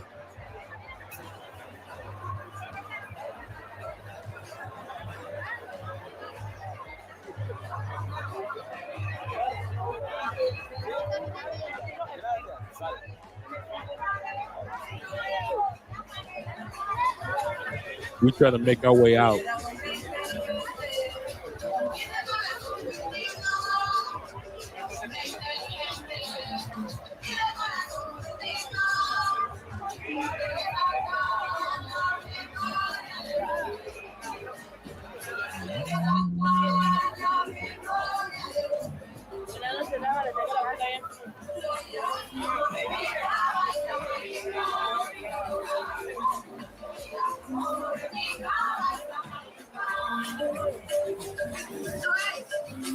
What did I say? You don't find any room for seats. Yeah, no more room in the food court. Like when we went to eat, there was room to eat. Now there's no more room.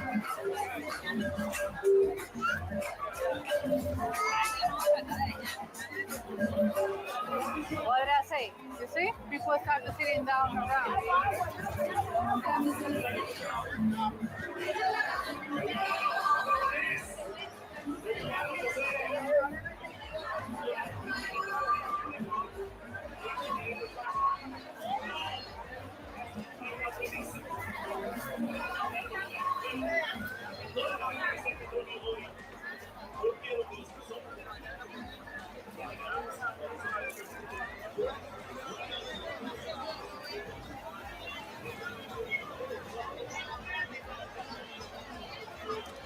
Let's go, baby boo.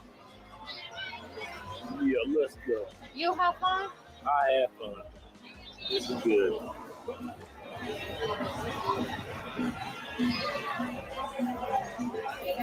These are all the people that just coming into the food court. All of them coming in to eat.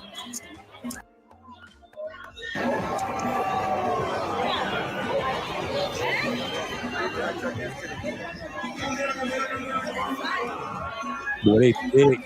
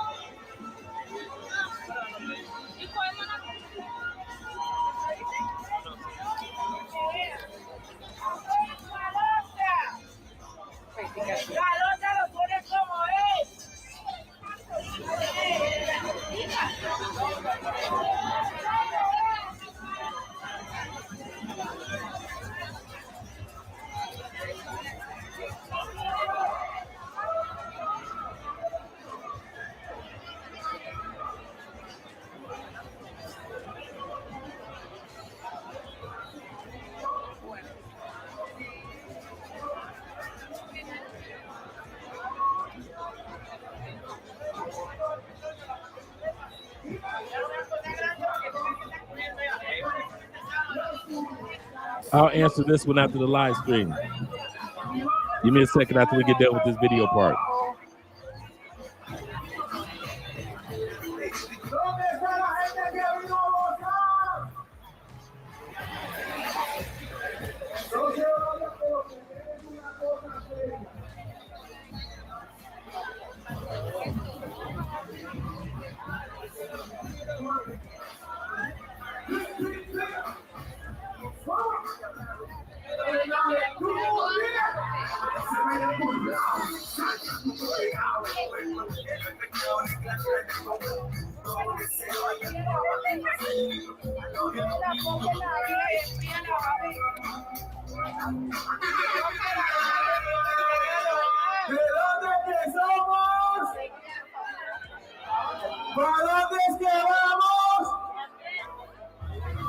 Everybody go.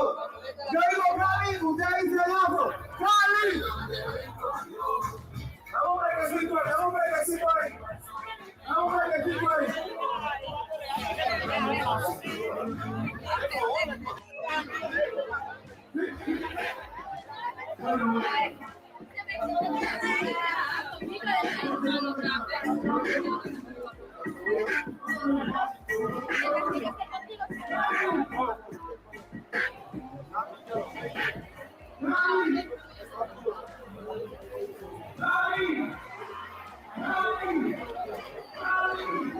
Right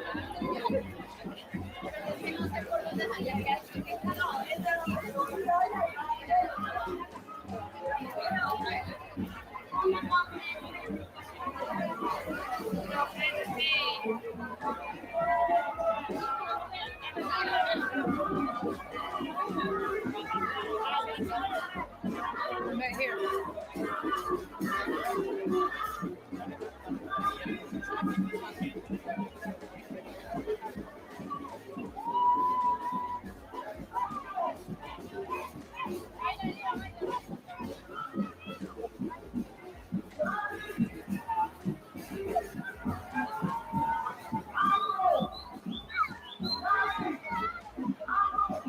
That's the exit or the entrance.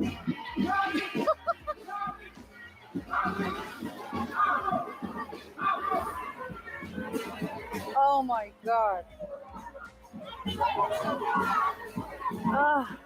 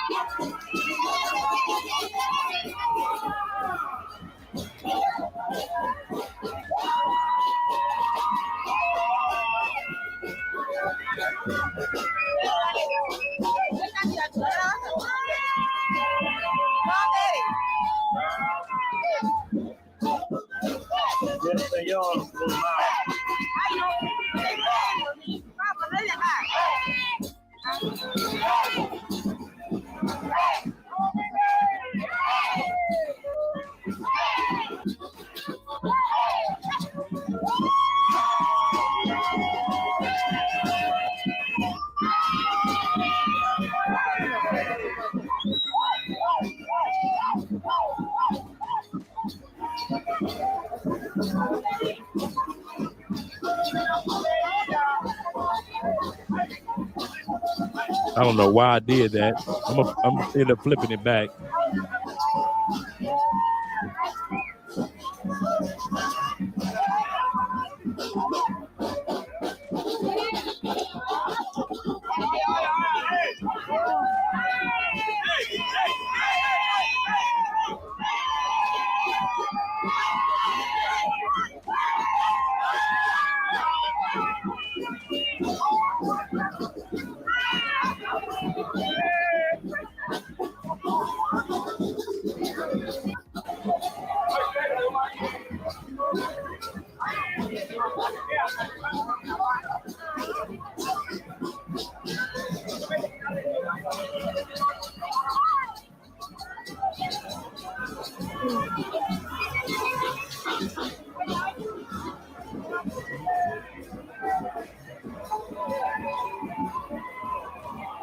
We'll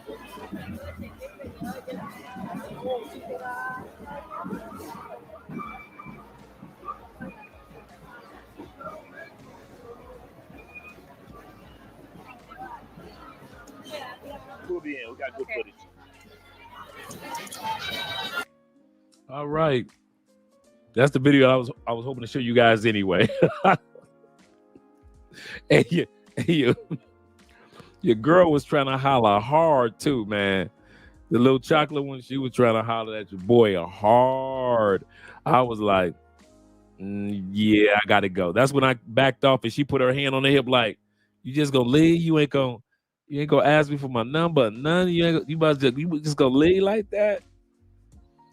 She was on your boy hard. Like she stepped away from the camera and just, I'm like, yeah, I gotta go.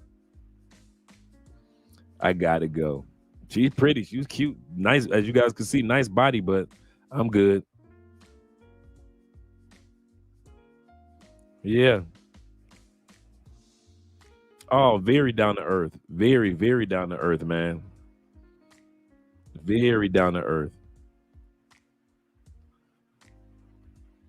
Oh man, Cool Cat he said, Dre, what are your top 3 countries that you desire to visit most next? We'll be heading to Europe in November because we want to see the Christmas lights. We were going to go in September, and then we were like, you know what? If we move it back to November, I get to see the Northern Lights. Check. And we get a chance to enjoy the Christmas lights across Europe. Check. And it's not as many tourists. Check. So that's what we're going to be doing. So I look forward to seeing a lot of countries in Europe. The next, I want to definitely do a tour through Africa, without a doubt, the continent of Africa. So I can't even just pick one country in Africa. There's so much to see. But I would like to also go to Japan or Australia. More Japan than Australia. Because, Australia got spiders the size of your hand type of thing. So, yeah, I ain't trying to deal with the poisonous snakes in Australia. But definitely those are my locations. The United States, no.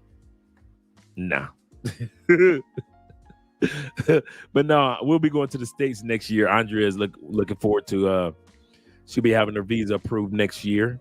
Like we said, it's a 2-year waiting list for anybody that's getting a visa. If you guys got a female that you kicking it with and she talking about she got the hookup for the visa, she don't. She lying. Thanks for the super chat, brother. A Cool Cat. She lying. It's a 2-year waiting list. If your girl fills out her application today to go visit the United States with a visa, today, it's going to take her 2 years. At least May of 2025. Andrea's interview is, as we always say, April of 2024. We will have waited 2 years for her visa interview to be able to go into the States. Also, if the person you're with has no job, no bank accounts, no career, nothing that connects them to Colombia, no kids, they are not going to get their visa approved.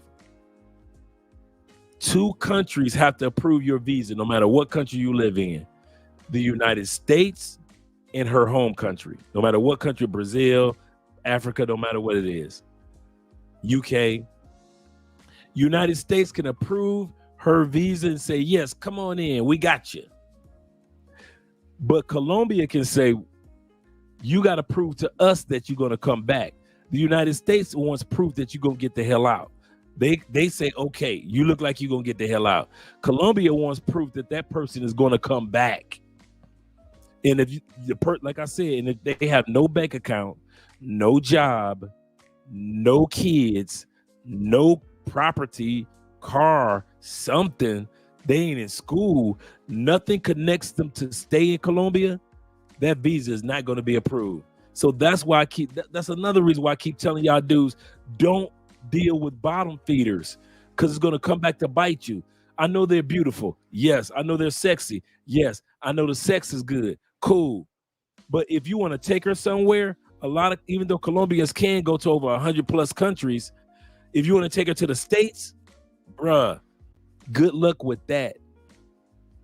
Good luck with that. Unless you're married to her, there is no way in the world you're going to take a regular chick with no career, no job, no bank accounts, no nothing, no property, and Colombia is going to say, yeah, sure, you can go to the States with her. That's not happening. And if she says she's got a connection, she's lying. If she's telling you that the visa application is more than $85, she's lying. So she says, well, it costs 500, 300, 200. She's lying. It is a 2-year waiting list. It is what it is. Andre, where is the Travel Unraveled channel at? I can't find it. Your Travel Unraveled should be there. Let me see if I can find our Travel Unraveled channel real quick for you. I haven't posted anything in there in a while. Let me go here. And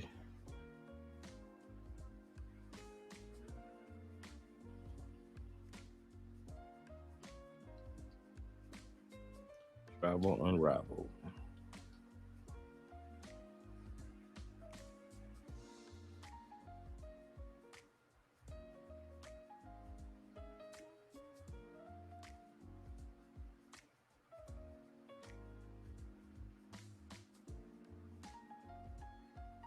Let me see something.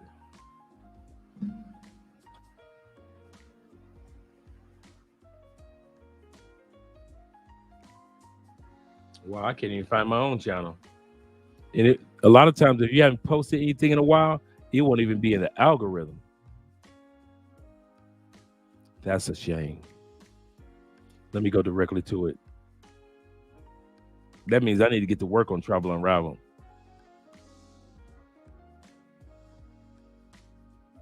I got a whole 30 subscribers. Shout out to the 30 that subscribed.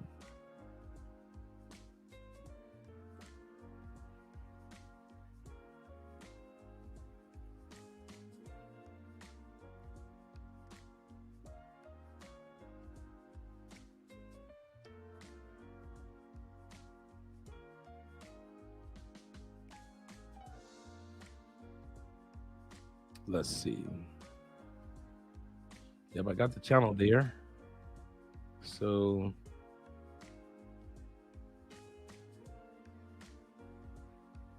let me see what the URL is.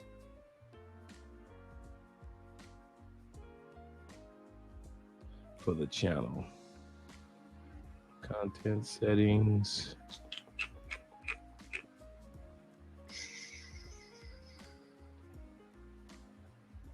Yeah, I got to get to work on this channel.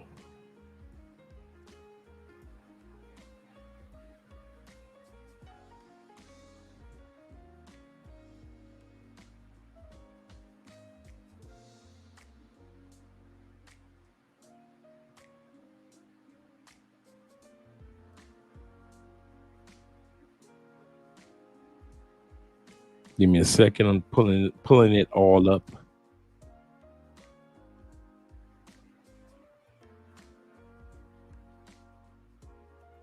There we go. So I got it all set up. Check it out.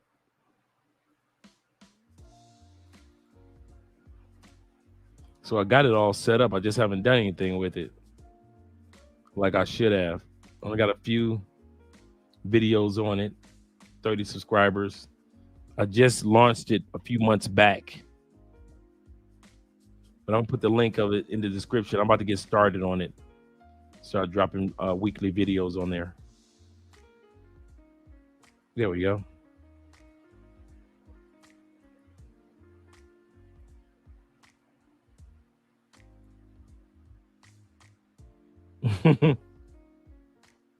I know, right? Thanks, Dave.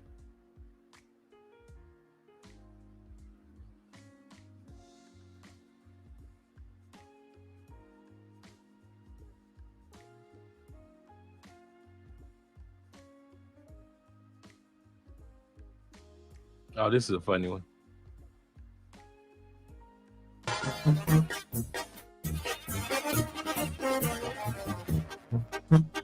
De los pies a la cabeza es pa'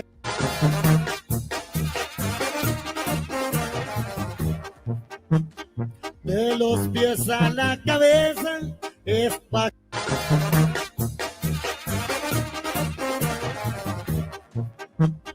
de los pies a la cabeza es pa'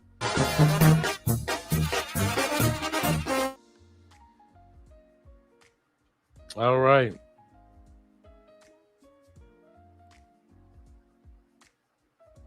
I know, right? I know. All right, gentlemen, I'm up out of here. Next time, I'll have the camera just right. But I'm glad we got a chance to watch the videos that I want to watch. I'm glad we had a chance to talk about the topic of how some of these women just take it for granted because you guys aren't going to be leaving. So they take it for granted. They ain't got to go to the gym no more. Why? You ain't going nowhere. They could call you stepdads. Why? You ain't going nowhere. They could treat you like simps. Why? You ain't going nowhere.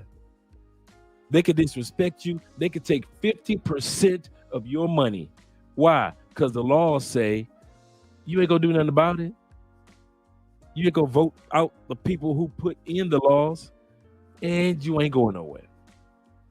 This is why women in the United States talk greasy to y'all. That's why they can put television shows out there.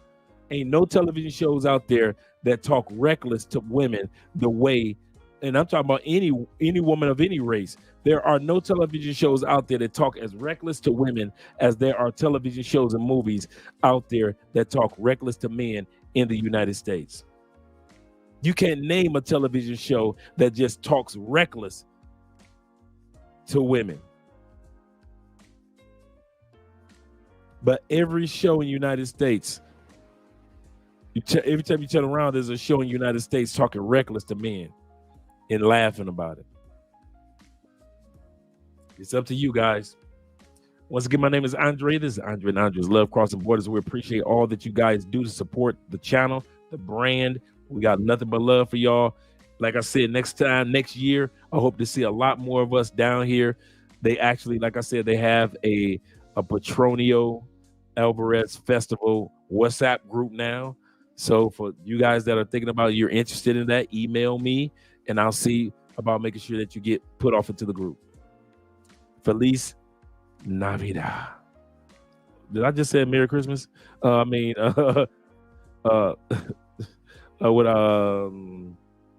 said Feliz Noche. But I wanted to say Buenas noches. That's what I'm accustomed to saying, Buenas noches. I said Feliz Navidad. Christmas already. Feliz Navidad. Feliz Navidad. I'm out of here. I must be sleepy. I'll talk to you guys later.